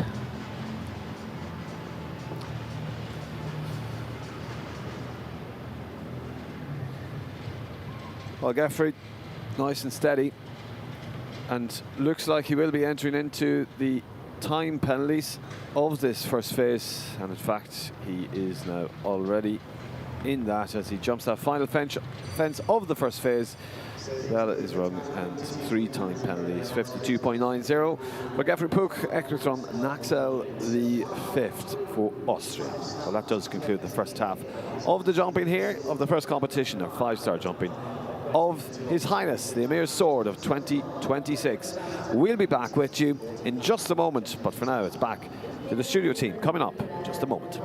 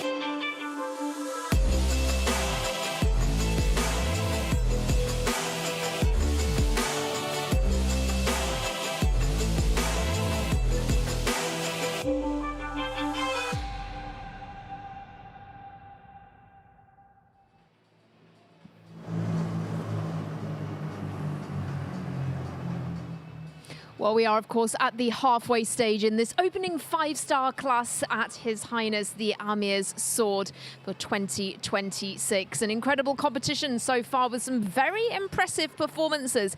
As we expected, a few riders taking things a little bit steadier and using tonight's competition to give their horses the opportunity to really get a feel for this very atmospheric arena, really getting to grips with what they will be contesting later on in the week. But Marlon Modolo Zanatelli leads the way in this competition. Fantastic double clear for him, and what a time, 22.25 seconds, and that certainly looks like a tough time to beat. He just edged out America's Kristen van der Veen. She was early to go in 23.02, a blisteringly fast time from her. But how long will Marlon Modolo Zanatelli's time hold? That will be the question as we head into the second half. I'm thrilled to be joined once again by our analyst, Tom Frayne. Tom, you've been taking us through all of the action, and I just mentioned there a couple of those leading riders, but some great rounds so far. Yeah, we've been really lucky. We've seen some super horses come in. Maybe not all are out to be competitive in that class this evening, but we've seen some superstars. We've seen some very smart rounds as well who've tried to be competitive. The three in pole position at the moment have been superb. So well done to them. It's going to have to wait and see, can they hang in there. The rounds have been very good. I expect it's going to take something special to knock them off the podium tonight. Absolutely, and there's certainly, as you say, some of them that have just been using this as a little bit more of not necessarily a training round, but using the opportunity to get the horses used to the ring and perhaps just to get them a little bit warmed up for the classes to come later on in the week. Yeah, you can really get a feel for the atmosphere here off the pictures. You know, when you look behind us here, it's so bright. When you consider what the horses have to experience when they come into the arena, it's a fair ask for them. So to be fair, some of the riders are using the opportunity to get these horses in and give them a nice, pleasant experience to jump around. And you can see that, and it's really important. It's part of our sport. And so let's take a little look then at the rest of the lineup. We have got some very good names still to come. A couple that you actually pulled out earlier on go quite early in this second half. Edwina Tops-Alexander and Anastasia Nielsen there, early to go. Yeah, but she has two horses in this as well. We're going to have to wait and see. It depends on the horses, how ready they are to compete. I know that Kirsten is going to have another go. Millie also has another horse in this. Marlon is actually last to go again. So those three have a second bite at it, Jerry. There's a few other riders. Abdul Al-Sharbatli, of course, will have to have. He's always been very, very competitive here, so I expect he's going to have a go as well. There's plenty of riders here. We're going to have to wait and see which ones are going to just take on the challenge. As we've seen, they've got to beat the course builder in the first phase. That has been quite influential. There's been a few riders just caught out on that, on the 52nd time allowed. I'm sure word will have got back to the pocket that's influential now. I don't expect to see too many riders intentionally getting caught out there. So we'll have to wait and see. Another rider still to come who, of course, won the Amir's Sword Grand Prix last year, Jana Frederica Meyer-Zimmermann. She's a top 50 rider in the world, but she could be another one to have an eye on. Yeah, she's very competitive. She has a good string of horses here, and she'd like to start off her week with a win, I'm sure. We also have a low folly. We've a bunch of really talented horses coming back here for the second phase. They mightn't all be trying to get on the podium, but I'm really excited to see what horses come out. They look really fresh. It's a great credit to the grooms and to the whole setup here. We've seen a number of horses like jumping the first fence, giving a little playful buck. It's great to see them so fresh, so well in themselves early in the season, and it just bodes really well for sport for the rest of the week. Absolutely. Well, we do have a further 38 to bring you, so it really is a very well-attended competition here, and this is the first of these 5-star competitions for today. We have plenty more 5-star action to bring you as the week goes on. Tom, further competitions later on today. It's a bigger class that we have later on, -50 rather than -40 in height, so more technical as well, most likely. Yeah, bigger prize money, more technical, more ranking points, so it'll be a big step up, to be fair, and it's under lights as well. Yeah, we're going to see the big guns come out for that. Again, an opportunity. We've seen a couple of 8-year-olds, good few 10-year-olds this evening, so it'll be interesting to see what pattern of horses come out, what the riders are choosing to ride in this class. Again, we're early season, so it's part of it. I'm excited to see what horses are pulled out. I've had a quick look at the start list. There's some real superstars in there, and some future stars as well. It's going to be great to get our eyes on those. Absolutely, we really can't wait to see the rest of this kick-off, but we'll better let you get back to your commentary position. Tom, thank you so much. All right, we'll talk to you in a while. Thank you. Well, we'll let Tom get off back to his commentary position. He is taking you through all of the action alongside Killian Thornton on our live stream. But plenty more action to bring you, not only today, later on today, but also as the week progresses as well, with big prize money on offer and some of the world's very best here at Alshaqab to compete in the Longines Arena for these enormous prizes and, of course, the prestige of performing well at this venue. I'll hand back over then to our commentary team and to John Stokes in the arena to take you through every second of this action.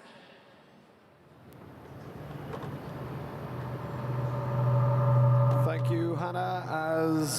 Just look at that magnificent backdrop as the bright lights here shine down of the Longines Arena in Alshaqab.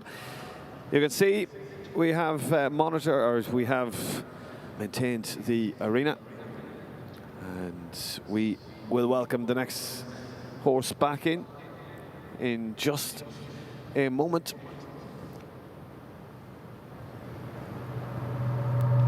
And we are good to get back on the way with Edwina Tops Alexander. The challenge that is ahead is 22.25. That is the standard to beat, with Marlon Mondolo Zanatelli in the lead. Second is Kristin van der Veen for the United States of America, 23.02. And third is Emanuele Gariano for Italy, 23.32. That's the top three, with fourth Megan Mossier, fifth Christian Alman, and sixth Millie Allen. As we go to Australia's #1 rider, she is the top rider for Australia. Goes with Hello Castlefield, currently her #1 Grand Prix horse, very athletic gelding. 16 years old by Jetem Flamenco. Edwina Tops Alexander and Fellow Castlefield. Restarting us for the second half, of which we still have 32 left to go. About an hour's jumping ahead of us before we have our prize-giving ceremony for the first time this week. We're off and we're down to that related distance from the plank down to the oxer with our slight left-hand turn. 2 strides out of the oxer vertical combination. Moving over the ground well. Won't have any issues with time penalties. With the next of our right-handed, backhanded turn.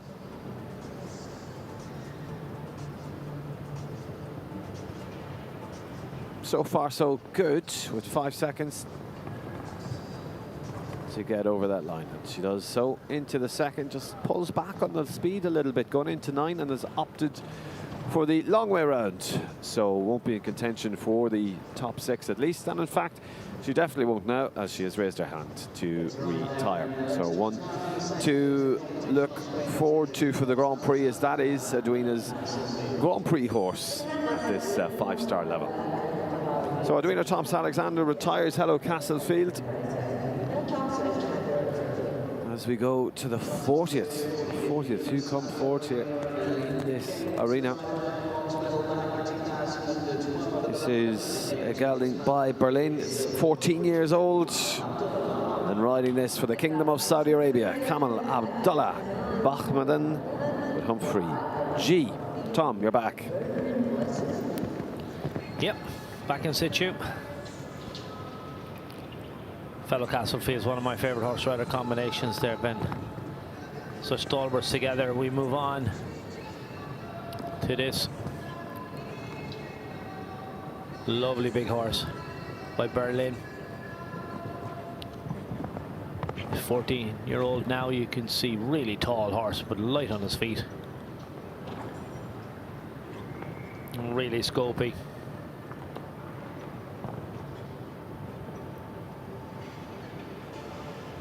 Lovely way of carrying himself. You can see lovely light reins. Hamad just presents him to the fence. Should be okay in the time, just about. Now let's see what he wants to do in the second phase, just inside the time allowed. But I'm afraid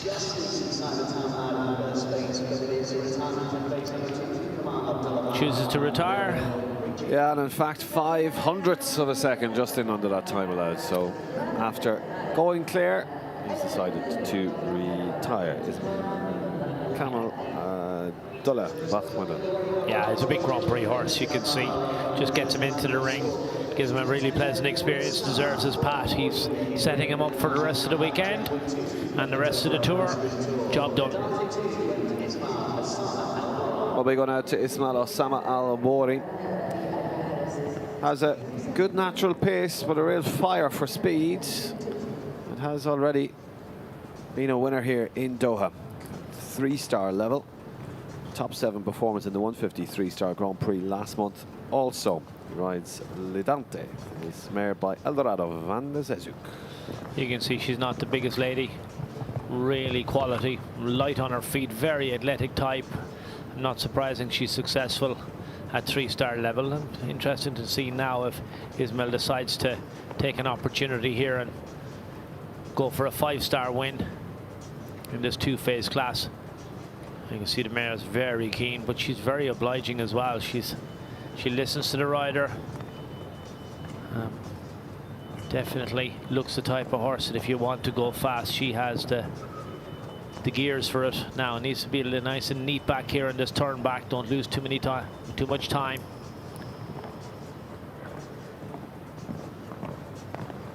Don't think this is the class that he's going for.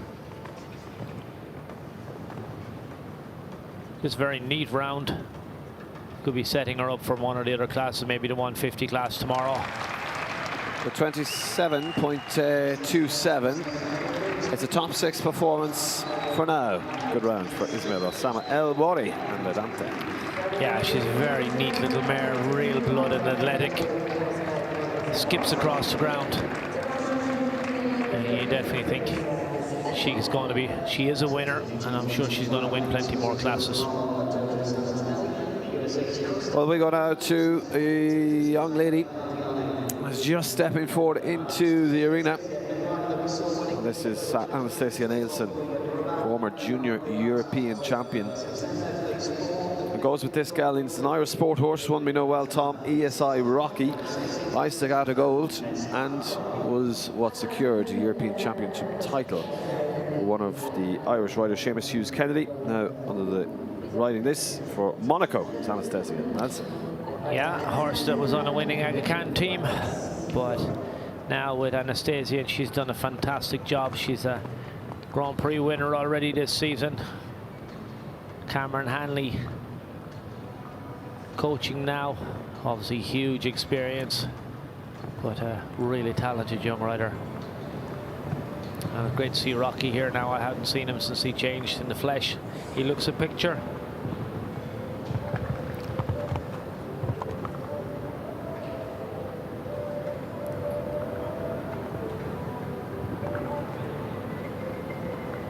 Anastasia keeping it all nice and even here. You can see she keeps a nice quality, soft contact with the horse. Turns up nice and tight to this big ox, so she knows he's careful and scopy. Doesn't want to waste too much time. And of course there's always that period of time when the horse and rider have to get to know each other. But I definitely expect we're going to see this combination jumping some big tracks and being very successful in the future. Turns back here, you can see she's not really going to let the horse gallop on this occasion. This is a 2-phase class. I'm sure they have their sights set on some bigger classes in this week and the subsequent weeks. But a very smart performance, and really there's a combination for the future. clear round at 28.87 with ESI Rocky. Monaco's Anastasia Nielsen. That produces our 16th double clear so far. Yeah, Rocky looks very, very happy. Looks really well there, you can see. Great skin on him, lovely shine off his coat. Nice and quiet all the way through. They look like a really solid partnership now, and I'm really excited to see where they go in the next couple of months. Well, we go now to the first rider representing the Emerald Isle, Deirdre Riley, Olamont Vantalair, it's Belgian warm blood. It's a 12-year-old by the Monte Samay. out of a Clearway mare riding this for Ireland, Deirdre Riley. Yeah, Deirdre was here last year as well. She competed in these classes, so she knows her way around. Has a very strong team of horses now and doing a really smart job. I'm sure she'd really like to get her 2026 season underway with a couple of nice rounds in this arena, and it's all really well set up to do so. Drops back in very neat after that double, doesn't waste any time to that tall vertical. Audemont, very scopy mare, you can see. If in doubt, she goes high. Lovely dapples on her hindquarters, quite grey in front, a little unusual. Normally we see those dark dapples when they're younger horses, but she's kept them. Huge stride on her there in the middle of the double. You can see her really had to just contain her, and the same on that distance up to the vertical. She's opted to go wide here now. Nice and soft. You can see the reins. Nice light connection.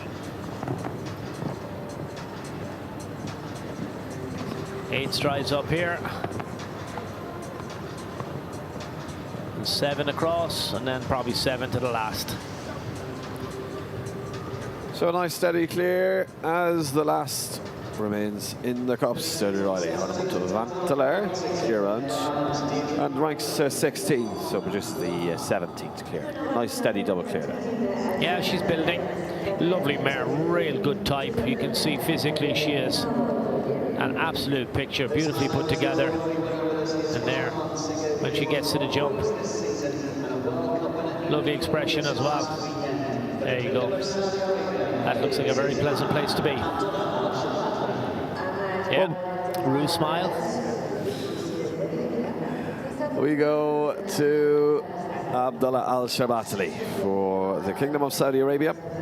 Off the back of that win, 3-star World Cup in Kuwait last week. This mare is by Baladure, and it's Deria.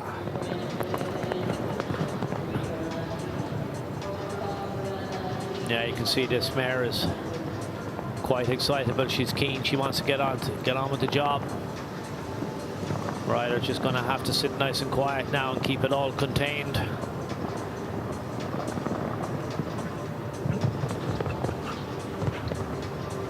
Nice through the double of Oxer vertical double, 2 strides. Now water tray at the back. Get straight for this Oxer. And this is the turn back. So pops this then. We've related distance up to the double. 6 strides, vertical Oxer out, and now we're underway for the second phase. Not tonight. The rider's decided, Abdul decided he's not going to let the mare gallop too much. You can see she's quite keen, she's quite interested, so I think he's using the opportunity to get her into the ring, keep it nice and organized. And it won't be too long before we see her up on the podium again, I'm sure. So clear in 32.67 then for Abdullah Alshaqab. There we are, round number 8. You can see very scopy. Just keeps her off that top rail. Water tray at the back.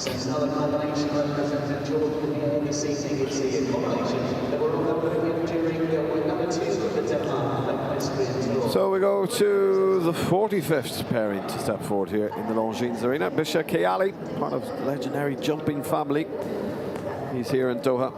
Been remarkably consistent over the last number of weeks. He goes with this gelding Wilfredo for Jordan.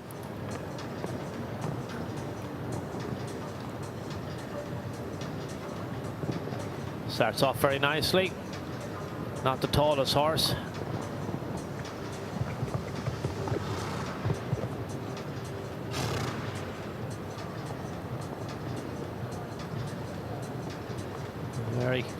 Very careful when he gets to the jump. Moves up nicely on the distance there for that Oxer. And now doesn't want to go too wide here. Just be conscious of the time. And now sets up for the double. And now we have to see what's he going to do here. Not much you can do on this distance up here, and then the decision is, can you turn in tight and can keep it neat, and then what suits your horse. You're going to go 8 strides he's chosen. 7. Nice and neat. Won't trouble the leader, I'm afraid, but we'll get him in the top 10, I suspect. 25.76, in fact, is in our top 5. Wilfredo Bishakiali, Jordan. Yeah, I should be very happy with that. It was a very neat, well calculated round. Knew his horse hadn't the biggest stride, but got very tidy. Once he jumped back, jumped that tall vertical in the second fence and the jump off, he was very neat all the way home. Stayed on the pattern, stayed nice and neat, let the horse cover the ground as quick as she could. Good round. Well, to the second of the riders representing South Africa, Ollie Lazarus with Heatwave, this stallion by Shinzi, and a rider that's based now in Valkenswaard, but has been competing here in Doha since January.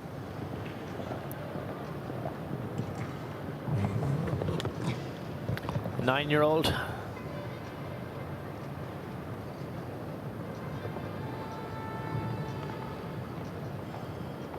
Really light off the ground, you can see. Creates a lot of power in front of the jump.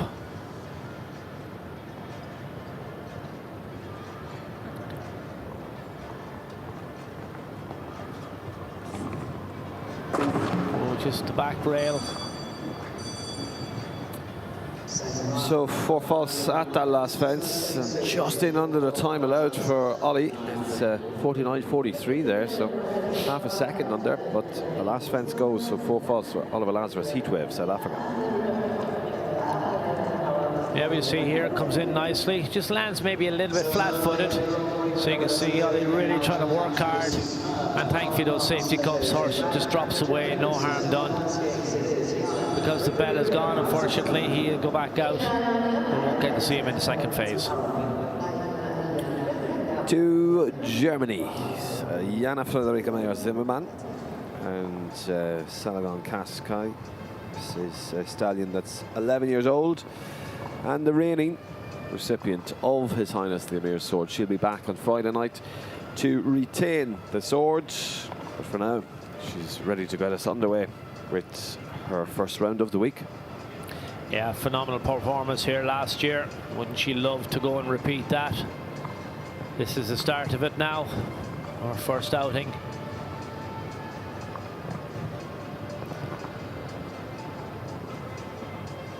This 11-year-old, really powerful jumper.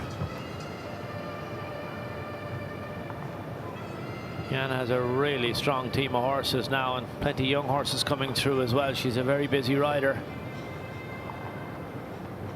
A busy lady alongside her riding duties, her family with her most of the time. She also usually has a number of students with her as well. Probably not at a 5-star show this week, but when we see her back in Europe, she's always a very, very busy lady. Time fault is going to keep her from the second round, but I don't think that's going to bother her too much this evening. Yeah, and in fact, I think after she jumped that double, she was already deviating from fence number 9 even before the bell rang. So she's happy enough with that steady pace, just picking up the 1 fault. Another one of these top riders, Tom, that are just embracing the arena here in the first class. Yeah, taking the opportunity, setting it up for the rest of the weekend. Well, we remain with the European riders and the European ladies, in fact, to France. La Tribe. This is Flash the Talma stallion. It is 11 years old by Contendro out of a Ballot du Rouet Mare. 48, France, La Tribe. Yeah, we saw her compete earlier on. She rode her first horse in the ring, retired on that one. Setting it up as well, as we've seen so many other riders do on this occasion. This little guy is quite energetic. You can see Lara just has to sit there and contain him. He's very enthusiastic.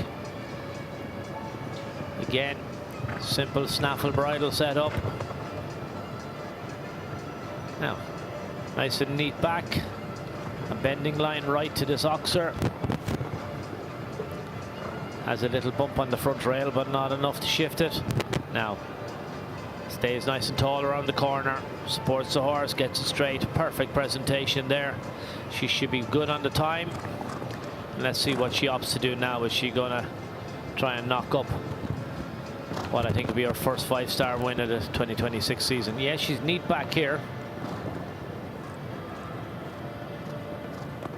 She's gone the 8 strides on that distance. Nice and neat, stays up the inside here. She'll come 7 home. Not going to be in the lead, but won't be too far away from a place. 23.38 is good enough to rank 4th for Lara Tribe and Flash Di Talma. Yeah, very neat all the way through there. You can see Little Stallion was quite keen all the way, and she used that to great effect. She's kept a really nice balance hold of him and let him take her. Got onto a lovely rhythm all the way through, and then just gently increased that once she got into the second phase. Stayed on the inside line and well-deserved 4th place at the moment. So at the time at 23.38 it's 4th, but 3rd place is 23.32 and 2nd 23.02. Finest of margins, as always, it comes down to milliseconds. As we go to another rider here for the home nation, Fela Suid Al-Ajami with Watnan Quattro. This Belgian warm blood gelding is 10 years old for the state of Qatar. Yeah, this horse has Grand Prix horse all written all over him. You can see huge scope.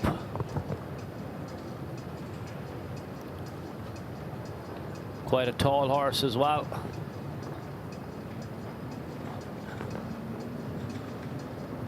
Just lands a little bit flat-footed on the back of the oxer, so just wants to settle it all down now and keep it organised.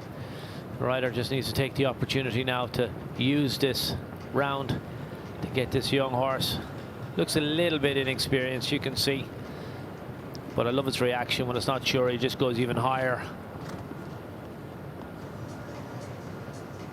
So the value of this round will be huge, I'm sure, when we see this horse back in the ring.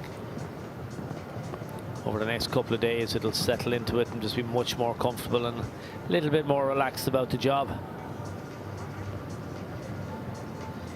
Now comes to the last fence. Clear on the jumps. 30.86. Nice round and a clear for Fela Suid Al-Ajami, Watnan Quattro. Yeah, I think it's a horse. You can see how high it's gone over that oxer there. It's a horse that's just a little bit overawed in the arena here. Just the timing is a little bit out. But good to get on the way now is Hassan Santurk with a 2nd ride. It's a gelding this time, and 16 years old. And this is a partnership that finished 5th in week at number 3 of the Tour, of 1.50 m, 5-star 1-round speed class. yeah, it's a very competitive pairing. I'd be interested to see if he's going to have a go at trying to upset the podium in this with this horse. Has all the ability if he chooses to pick this class as the one he wants to let it run. He may have his eye on a class later on this week. Avantois, you say he's a 16-year-old, he's loads of experience, really fresh in himself, looks fantastic. Not the biggest horse, but look at the expression. He's neat here.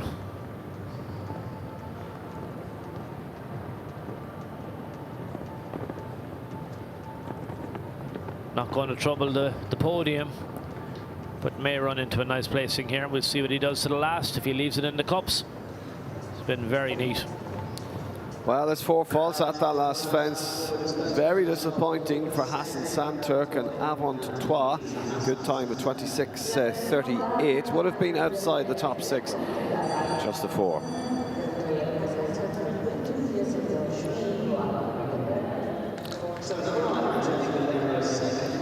Well, many of these riders now returning with their 2nd rides. One to watch in just 3. Horse's time is Kristen van der Veen. She's in 2nd. At the moment, she was holding on to that top spot early on. Marla Mondolo Zanatelli has nipped that just ever so slightly off her. we turn our attention to Peter De Vos and Rebo van Zogeveld, this stallion for Belgium. Yeah, another 9-year-old. Peter has such a string of horses. It's a lovely big type.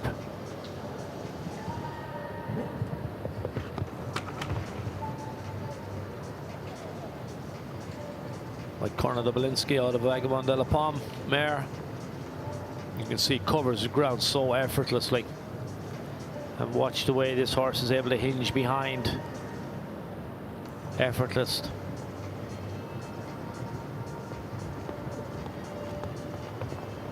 A little gag snaffle with that large ring on him as well. Peter with that lovely trademark, lovely light position, hands out in front. Just such a stylish rider. Not going quick here, but just very neat and tidy. And letting the horse have a really pleasant experience.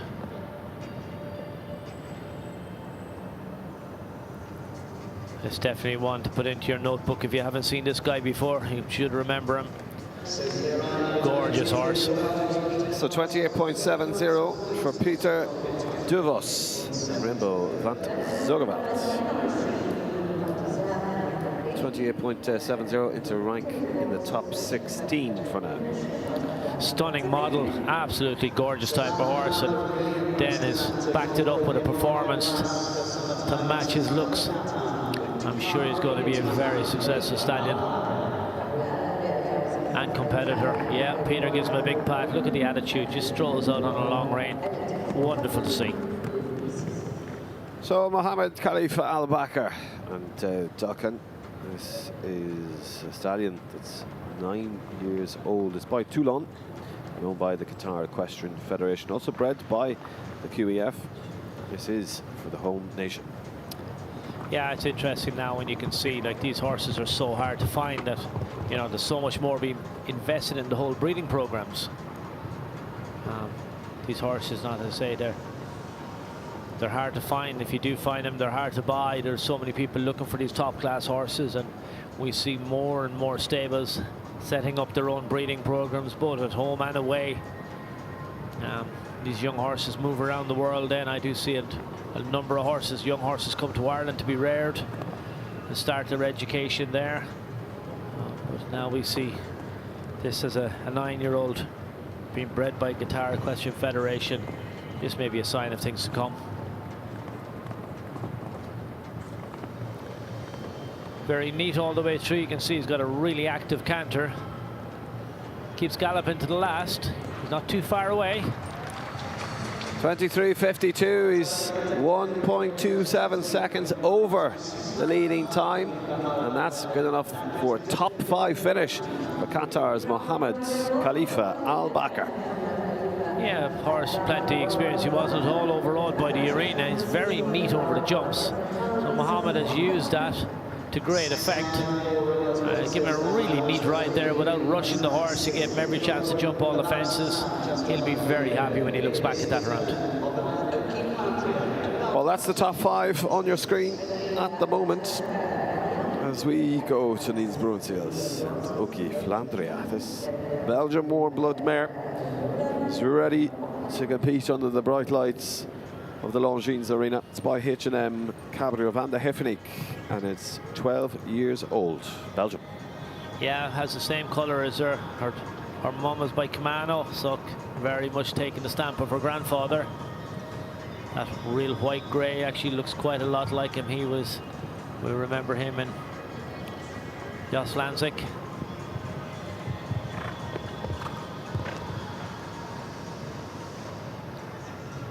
This mare, 12 years of age now. Nice canter about her. You can see she covers the ground very easily. Turns up nice and tight here.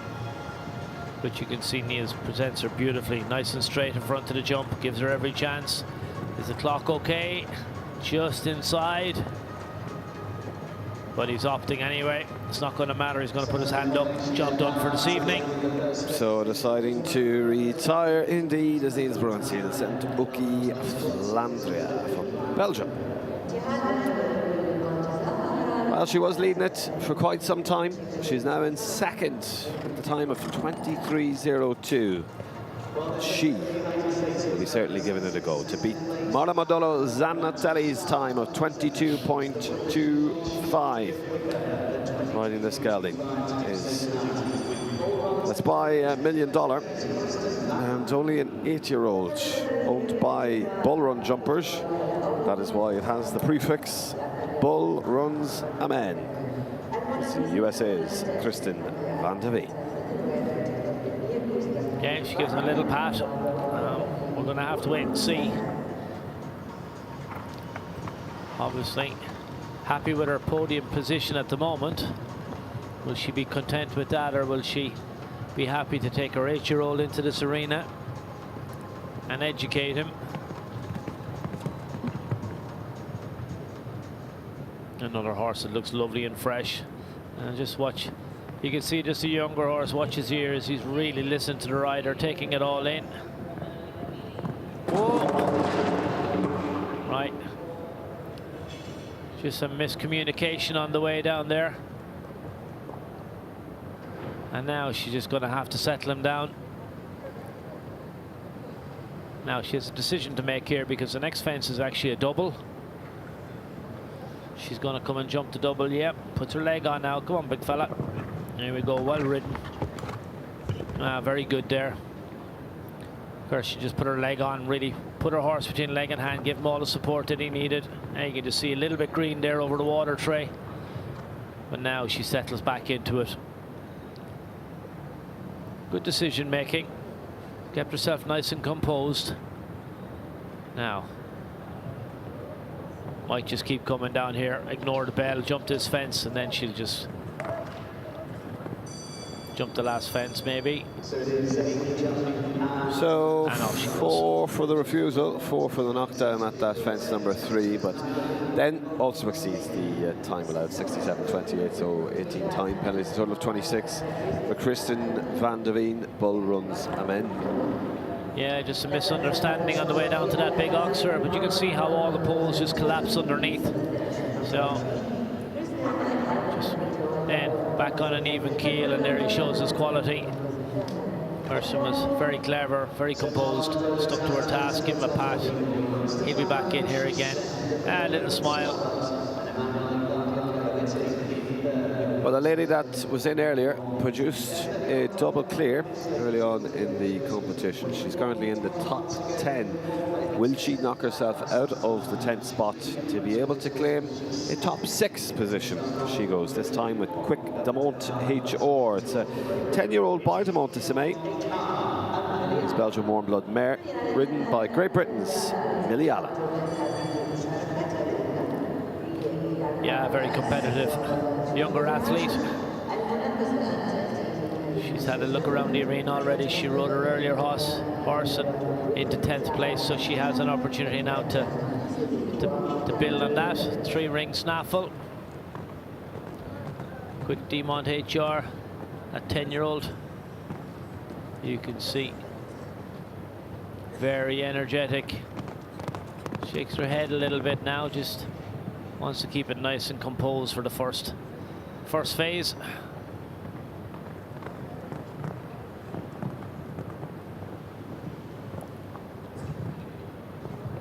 To 7 strides now, the bending line across to this double, heading into the pocket. 2 strides in the middle. So mare's very good behind. You can see she's really conscious of her back end and quite deliberate at times with it. Now, don't go too wide. Remember that course builder's clock. Only 50 seconds to get the first phase completed. She should be fine. She's well inside it.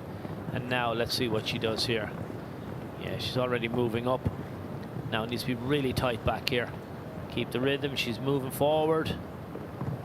And what we're doing here now. Jumps it on the right hand side. Stays up the inside. Makes a little adjustment. Oh, the back rail, just misjudged that. Last fence. Slight rub of that last fence, but the penultimate fence down. Quick Demont or just that 4 false then in 23.84. For Millie Allen, Quick Demont or with the time would have been able to take 6th place. Not to be, just a slightest little bit of mistiming. You see, she just comes on that back rail at the second last fence. Well, we remain with the British riders, and approaching the first fence is Olympian Harry Charles. He goes with Chasco Blue, this gelding 16 years old by Chasco Blue, Targozet Dam. Yeah, lots of experience.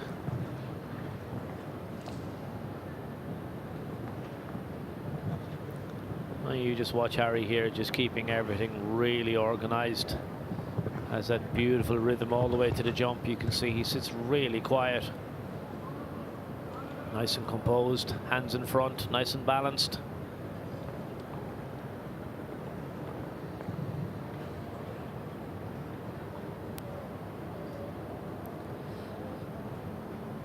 You can see, look, stays nice and tall, presents his horse perfectly in the middle of the fence.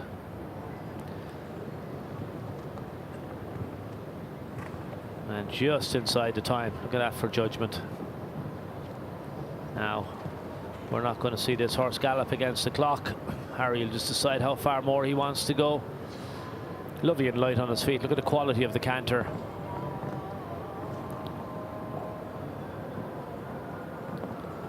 Eight strides. 8 strides again. And just the last fence coming up, just keeping it nice and even, just letting the horse get in, keep it all controlled. Well, a really nice, steady, clear round for jumping there. Harry Charles, Chasco Blue, picks up 1 time penalty with that time ever so slightly over the time out of 34 seconds. Yeah, Harry has his eyes on a bigger prize than this 142 phase class at this 5-star show and the remainder of the tour. Don't be surprised if we see him in contention for the top honours in the big classes. Chasco Blue, 16-year-old seasoned campaigner. Well, this is week number 5 of the 10-week tour. Incredible amount of prize money this week alone, over €2 million. As we welcome back in for his second ride, Emanuele Camilli and Chaco's Girl Star, this mare by Chasco Blue for Italy.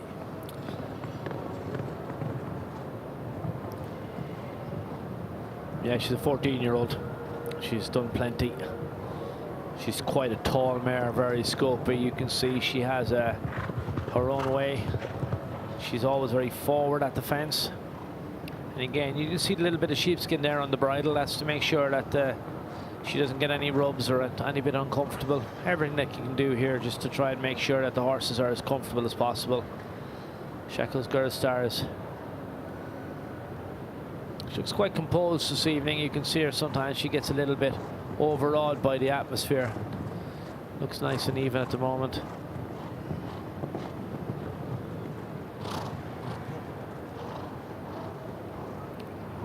Turns inside.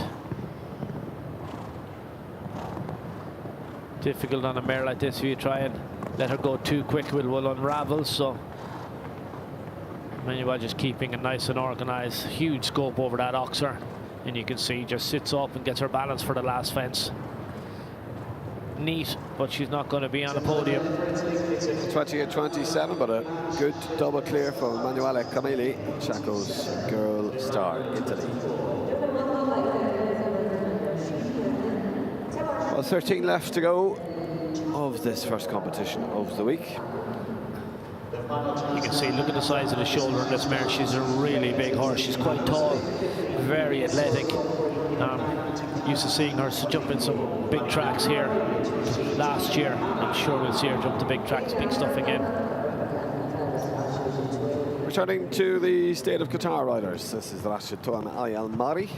And now Ravon, this Belgian warm blood mare, goes as a 13-year-old. Double Vant TNL is the sire of this one. owned by Qatar Equestrian Federation.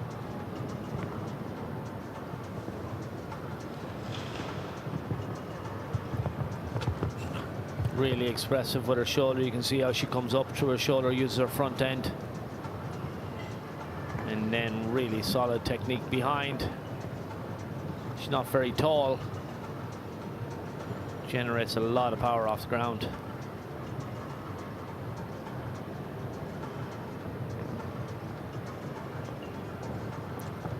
Should be good for the time. And let's see what the choice is now. Yeah, moves up, you can see, just trying to set up the turn from right to left. Mare changes perfectly behind. Now you can see, really wants to leave out of stride here. Now that sets him up to leave out of stride on the next one. Now gallop to the last. He's on the inside line. Stay brave, keep coming. Good time, he shouldn't be too far away. 23.69. A shake of the head, disappointment for Rashid Toan Ali Al-Mari, but a good double clear secures his position in the top 6 for now. I think when he looks back, there wasn't a whole lot more. I thought he rode that horse really well. Rashid was committed all the way. Couldn't do a whole lot about the first turn back. You have to kind of take what you're given, but he really gave the horse every opportunity after that. It was very neat, very tidy. Good job done.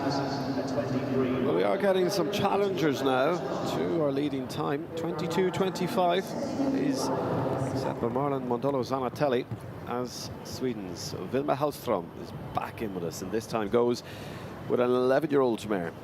This is 11.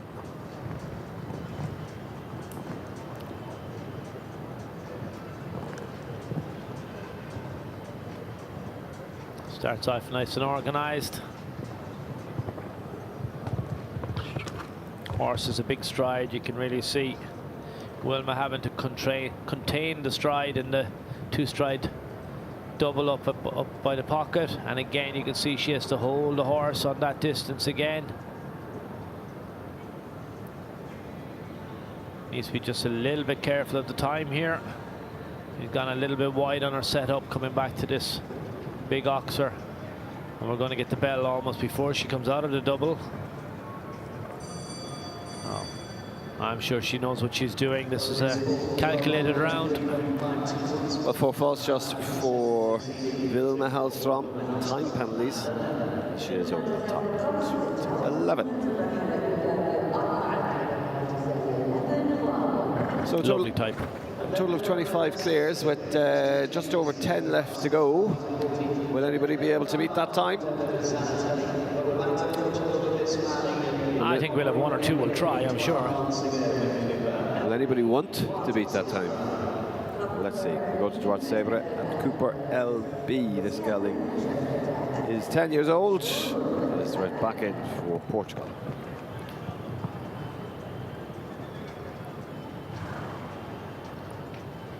Yeah, big tall horse. Duarte's had the ride on this guy now for a couple of years. Just building a very solid partnership, you can see. Doesn't wear any boots on this horse. Horse is quite sensitive, and Duarte's opted. He's much happier this way. Duarte, one of the real horsemen on the circuit. Lovely guy. Very popular amongst the fellow riders. We saw him here last year at the Doha Tour as well. He's been a big supporter. He's had a busy year. I think this is a horse he's particularly looking forward to this year now. He's old enough to step up and do some of the big stuff. We're not going to see him in the second phase, but we will see plenty of Cooper. We'll have a second over the time allowed, so just the one. The first one, Sabre and Cooper LB.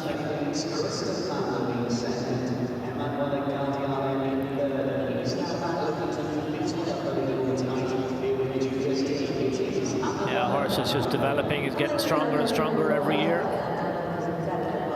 Well, we go now to a rider that's in the top 3. He's ranked 3rd at the moment with Vasco, but this time he rides Julius D. Geldings, 12 years old, by Arresto VDL.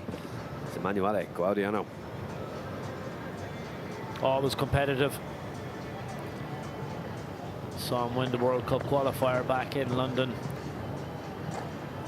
the old Wembley, a number of years ago, and he really staked his claim on the world stage then. We're not going to see him threaten his position on the podium this evening, having had that back rail down early in the track. Julius just misjudged that. Manuel will keep going now until he's finished the first phase. Make sure his horse gets into the ring, and will be prepared for the next classes that are going to come down the road at him the rest of this week.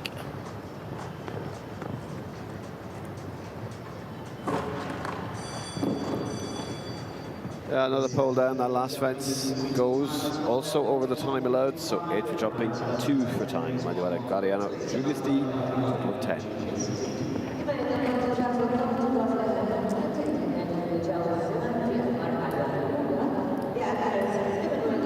Well, next we go to the world number 1. He's back in with us in just a moment. He will set off in his next round.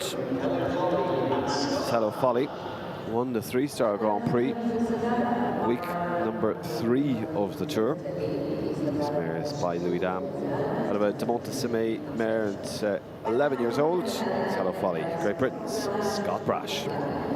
Yeah, her enthusiasm last year, her way of going, attracted her so many following. She has a huge fan club. Had a phenomenal year. Scott has so many top class horses at his disposal, but this is the one he chose to ride at the Europeans, and boy, she didn't disappoint. She was extraordinary at the championships, and you can see she has such an enthusiastic attitude. They've built such a partnership now at this stage. I'm sure every rider looks at the start list, and when they see their name, particularly for the big classes, they wish they were somewhere else. She hasn't lost any of her enthusiasm over the winter, for sure. And I'm just so excited to see what we're going to see from her for the rest of the tour here. She's a barrel of fun, this little mare. She's tiny, but she doesn't know it. Watch her ears, like she's just listening all the time.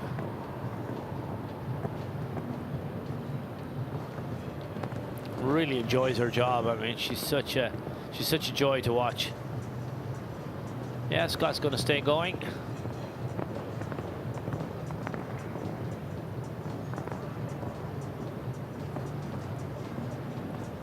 You know, each of these horses are different, and the riders know them so well. Whether they need another round just for their fitness, or just to work on something in particular, or whether they actually don't want to disappoint them and let them in and let them have a really pleasant experience. Yeah, well, steady pace there. Took the long way around after fence number 9. Means that Scott Brash is over the time allowed, just picks up those 2 time penalties with Hello Folly. I think this mare has her own fan club at this stage. Look at that, and that's why.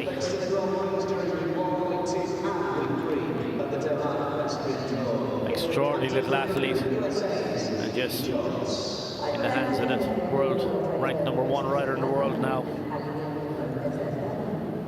Well, we go to Eve Jobs, and she rejoins us with a gelding. This is by Canto Blanco. This is Canto Bruno for the USA. Eve Jobs. Out of a quality 9 mare. Her second outing this evening in this class.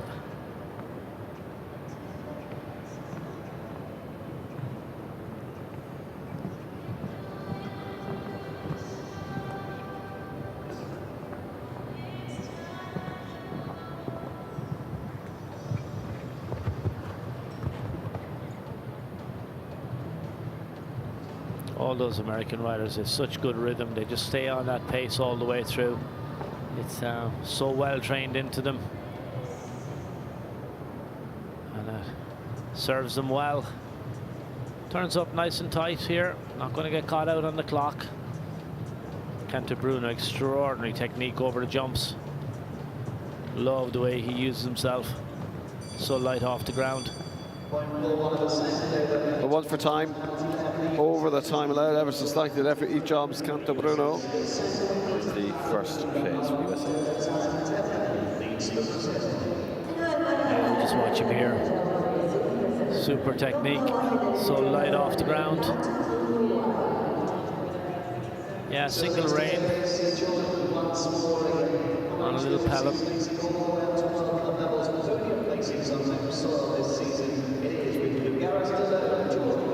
So to Jordan's Nasser Kiali, he's back in with us as well. This is Fougaras du Loma, a mare that's 11 years old, capital de Aragon.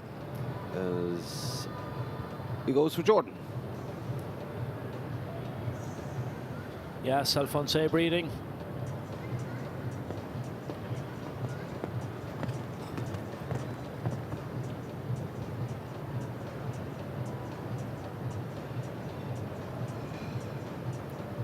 Single rein on a Pelham again.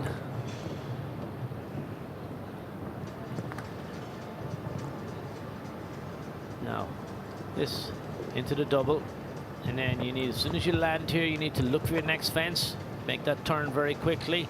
A little bit of booking, a little bit of messing on the corner, but the rider's well organized. Masu wasn't phased by it in the slightest. Just kept his leg on, kept his eye on the jump. He's known that's going to cause him a couple of seconds, so he's been actually quite neat back here now. That's very clever. Shown a lot of experience, a lot of understanding. Yeah, and he's fixed that problem. He's inside the time allowed. He's not going to get belled out. And you can see he's just opened the pace a little bit now. Now he's going to come, I think, 8, 6, 7, 8 strides, 9 strides. Added up an extra one.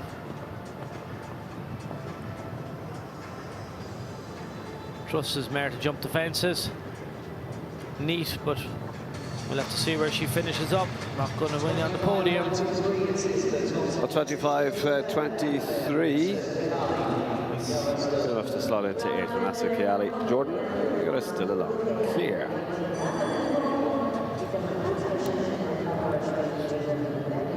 Yeah, you see the mare kicks out there behind over that back rail on the Oxer.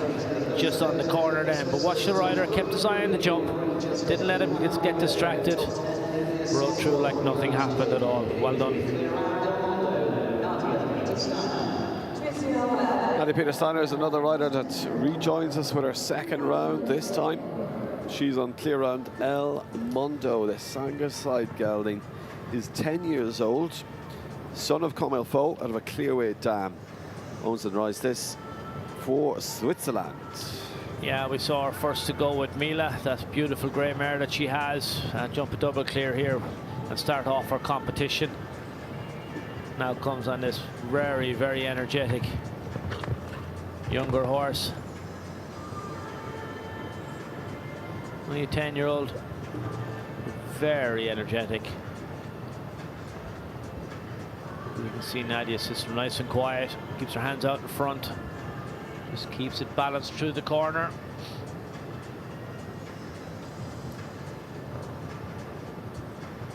Combination back to the single rein.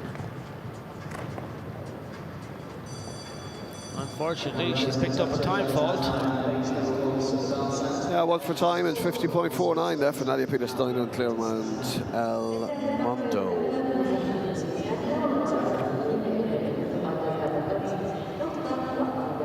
Yeah, nice little horse. I think he probably needed a round, just looked a little bit on the fresh side. You can see just quite exuberant. As a result, Nadia just had to take a little bit more time to set everything up. You can see snaffle bridle back to a type of hackamore, then linked back to a single rein.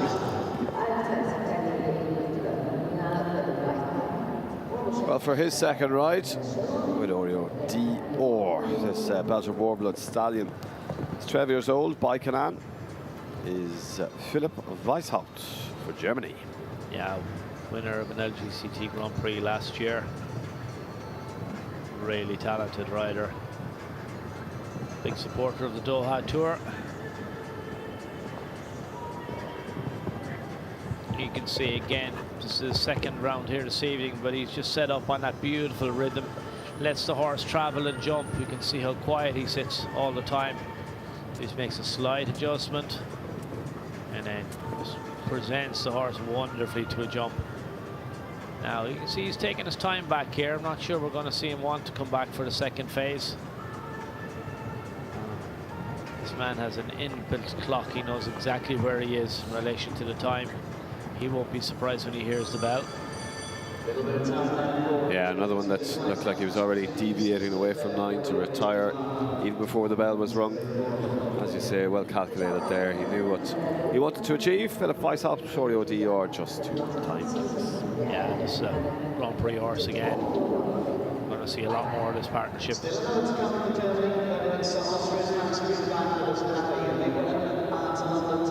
So we just have the 4 left to go, and in fact the last one that will jump is our leader. Madonna Zanatelli will conclude the jump in here, but let's turn our attention to Max Kura. He's back in with us with EIC Kornitz Lady. This mare this time, it's 9 years old by Kornoblinski for Austria.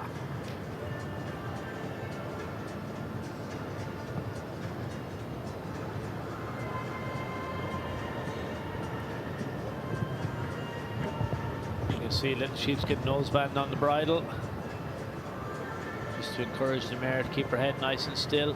Trying to see, I think she just has a little hackamore, short shanked hackamore on her, a lovely soft rein. We can see, look, that trademarked light seat and everything beautifully balanced, beautifully presented to the fence every time. This guy makes it look so easy. He looks like he's now just sits so quiet on the horse. She's only a 9-year-old. That was a little bit of inexperience there. She just got a little bit crooked coming out over the second part of the double and caught it with her hind legs.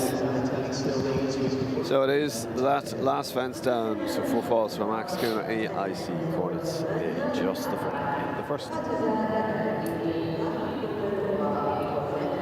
Yeah, you can just see, look, hind leg just catches the back rail, just gives it the slightest tip, and those flat cups is never going to stay there. Well, another one to watch, Tom. He's Hansi back in. He goes with this gelding. Elysium by VDL Sirocco Blue, Germany.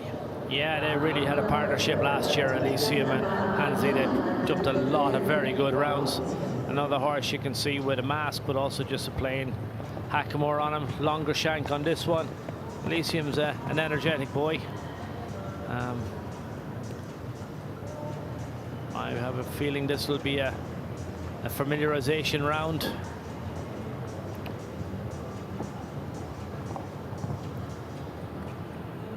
Now 14 years of age, which is nice to get into the ring, particularly under the bright lights. Let him get a feel around for pace without too much pressure on. And he's had a lot of fun the last couple of years. He's really riding at the top of his game. And that's a very successful year last year.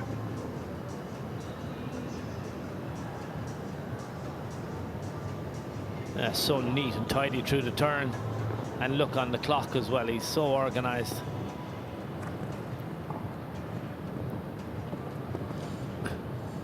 He's going to opt to keep coming here now. Elysium's enjoying himself. Hansi's on a nice rhythm. Doesn't have to do anything too quick. Just stay floating and he might pick up a little bit of prize money here.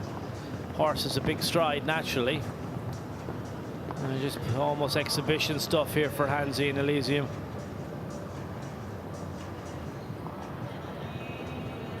Here we go. Let's see what the clock tells us.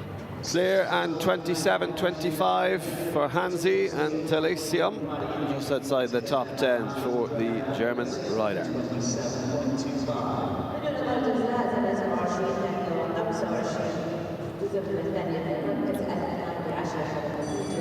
So with the 2 left to go, we go to Frances and Jolie as she is set to get her round underway. Comel said the Zanga side gelding by Comel Faux out of his VDL Sirocco Blue dam. She is the penultimate combination. She'll be able to get into that top 6 to do so. She needs to beat a time of 23.69. The leading time of 22.25 is set. Marlon Montoro Zanatelli will be coming up next. And Jolie for France.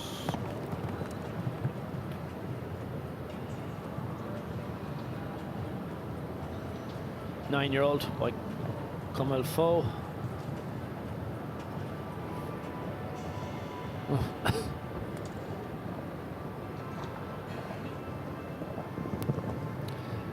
Not the biggest horse, but very light on his feet. Very energetic. You can see just so athletic through the corner. She's got a nice rhythm all the way now. If she keeps this up, she can decide then what she wants to do for the second phase. Looks like she's setting it up nicely. Up to the double, she's good on the time. Very neat into the double, horse is very good. Now needs to set up this turn. You can see she's coming from right to left. 8 strides around the corner, that's good. Now this horse is nimble, it's very light across the ground, so she can keep up that nice pace that she has. Let the horse travel and run. There we go. Comes on the 8 strides, very neat. 25.42 into ranked 9th for Nash Jolie and Come On Z.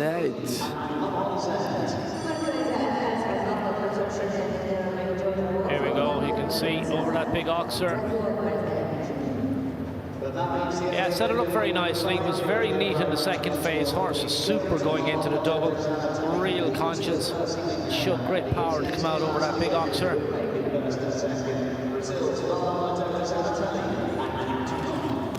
Well, here we go.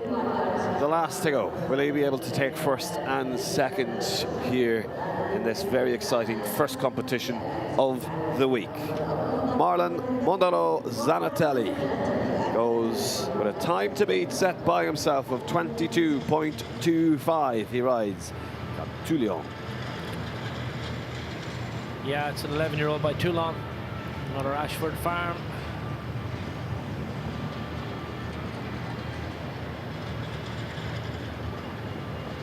Big horse, you can see, real big scopy type. Has a little sheepskin noseband again on the in front. Just to encourage the horse to keep his head nice and still.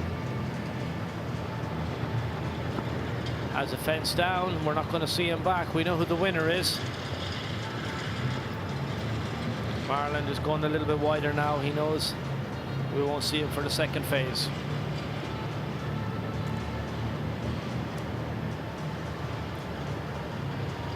Well, to the last fence, clears that, and over the time led also. 50.26 is 1 for time, 4 for jumping, total of 5 for Marlon Mondolo Zanatelli.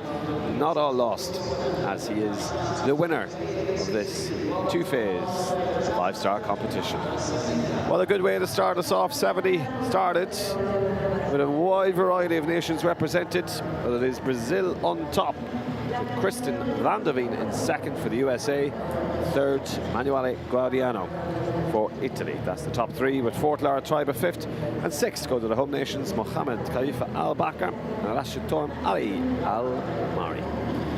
Good way to start us off. Still plenty to come, including some more analysis of that competition, but also the main feature class of today coming up next. The start time of that later on here in the Longines Arena of Alshaqab. Well, that will be at 8:15. From me, you can join me back then, but for now, I'll hand you over to the arena commentary team that will take you through the prize-giving ceremony. Then we'll be back for that studio analysis.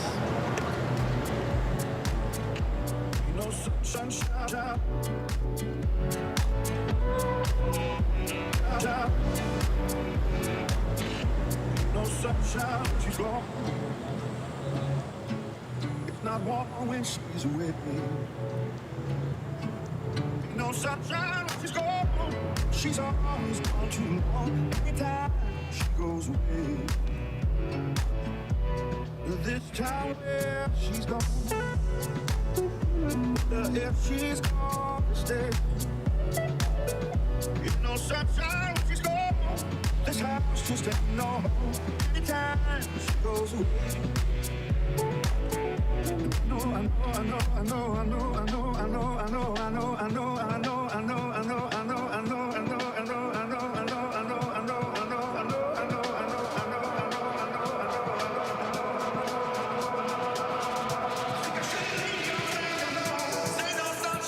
she's gone. No sunshine when she's gone. Only darkness every day.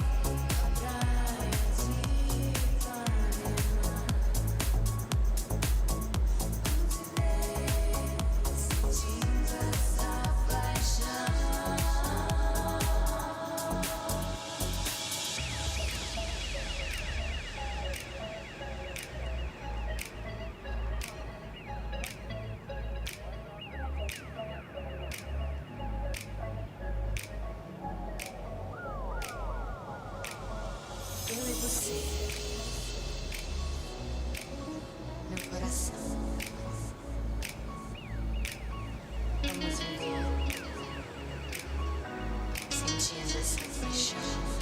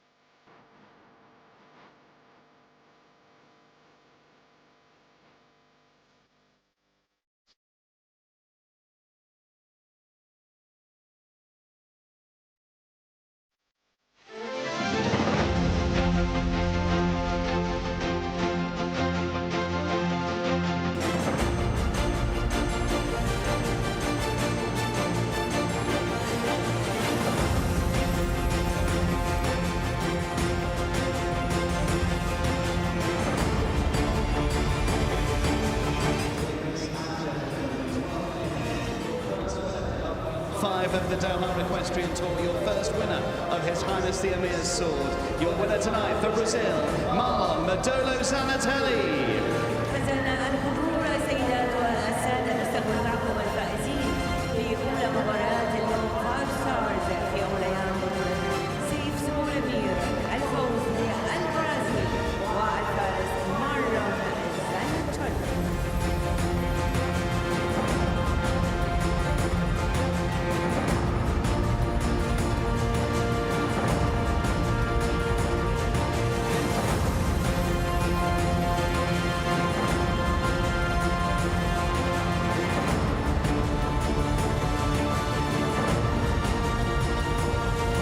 حزن الحضور، نطلب منكم لو تكرمتوا الوقوف تحية لسلام الدولة الفائزة سلام البرازيل.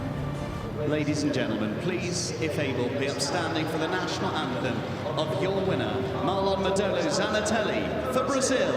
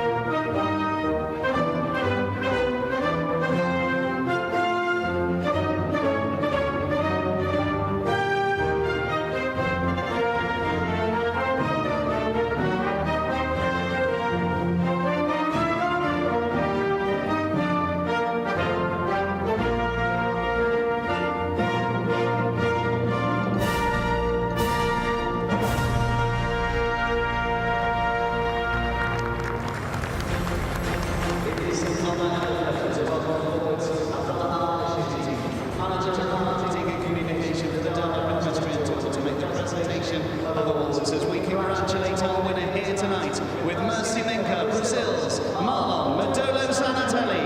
مبروك إذن للفائز من البرازيل مارلون مودولو زاناتيلي، ويقدم الكأس الأستاذ عبد الله علي الغاشوطي مدير التسويق والاتصال في جولات الدوحة الفروسية. Stepping forward in second place with Starbucks 27 for the United States of America, Kristen Van der Veen. المركز الثاني للفارسة كريستيان فان der Veen من الولايات المتحدة الأمريكية. This man's on the podium once more. In third for Italy, Vasco 118, Emanuele Gardiano. مبروك المركز الثالث إيطاليا والفارس إيمانويلو غاوديانو فاسكو. Many congratulations. In fourth place this evening, what a season she's having for France, Flash de Tama and Lara Triba. المركز الأول نبارك فيه للفارسة لارا تريبيا فرنسا. And congratulations in fifth place for Qatar with Dubai 3, Mohammed Khalifa Al-Hakam. مبروك لفرسان قطر، مبروك للفارس محمد خليفة الباقر وأدغان المركز الخامس. A grateful thanks indeed to Abdulghani Motors for stepping forward to make the presentation of the awards.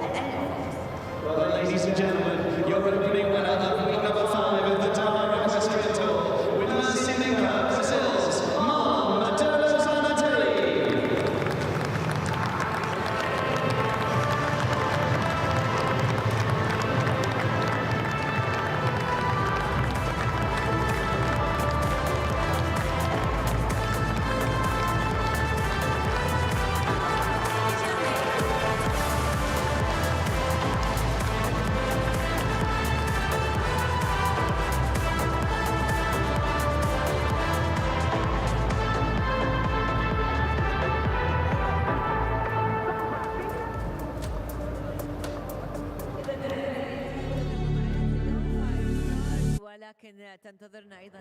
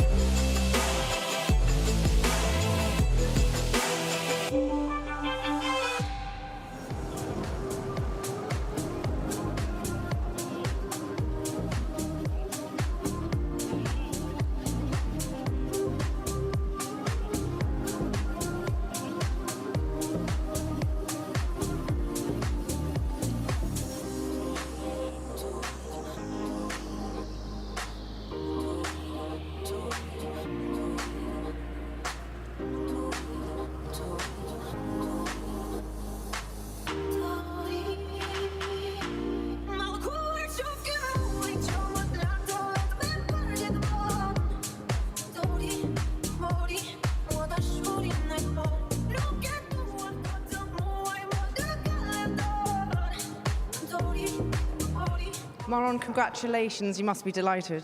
Yeah, very proud of my mare there. Minka did a fantastic job. And what does it mean to you to ride here at the Doha Equestrian Tour? It's a fantastic facility. I think they do everything they can for the horses and makes us as riders and horse people feel very good about it. And we enjoyed it here, and everybody's very kind and very helpful. So it's just very big a pleasure to be here. And for you, what do you see yourself doing for the rest of the tour? I think I hopefully can keep doing what I did today now in this class. But of course, the bigger classes comes a bit tougher. Everybody's going to try to be competitive. My horse is in good shape, so just try to keep riding well. Well, many congratulations and good luck.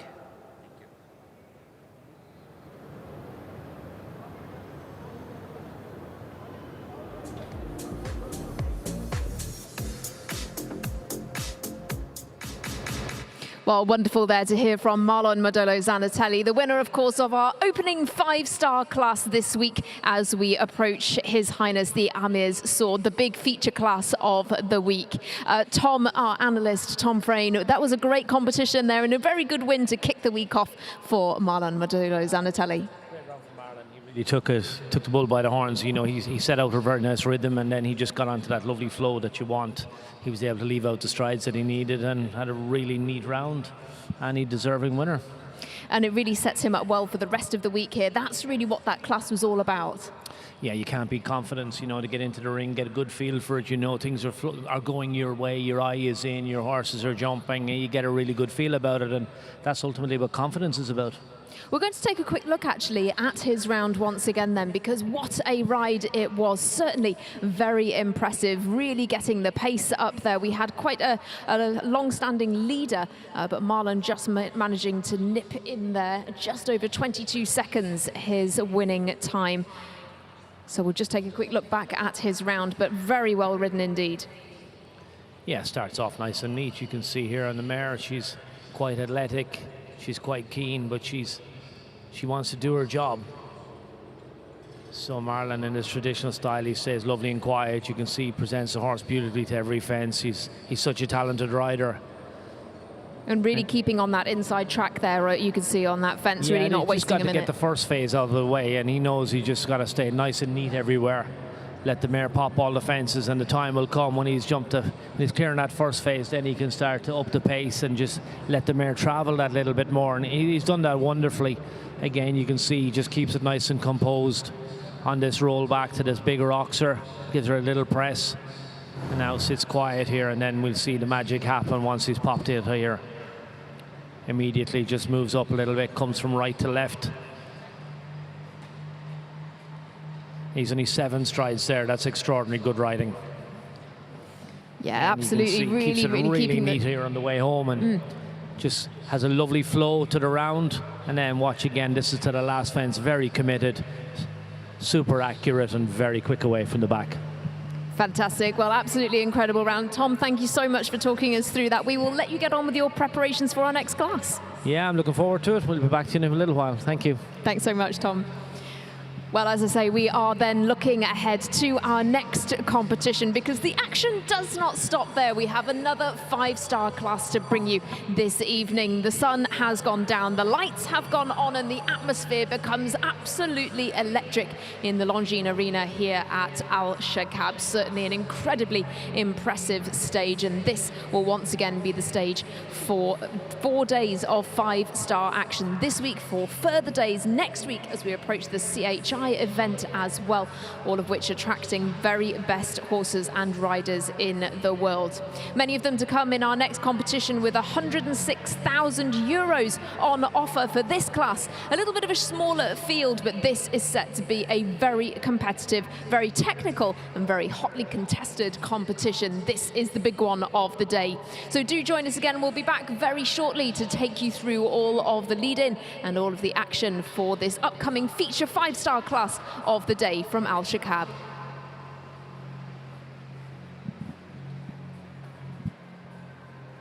Yep.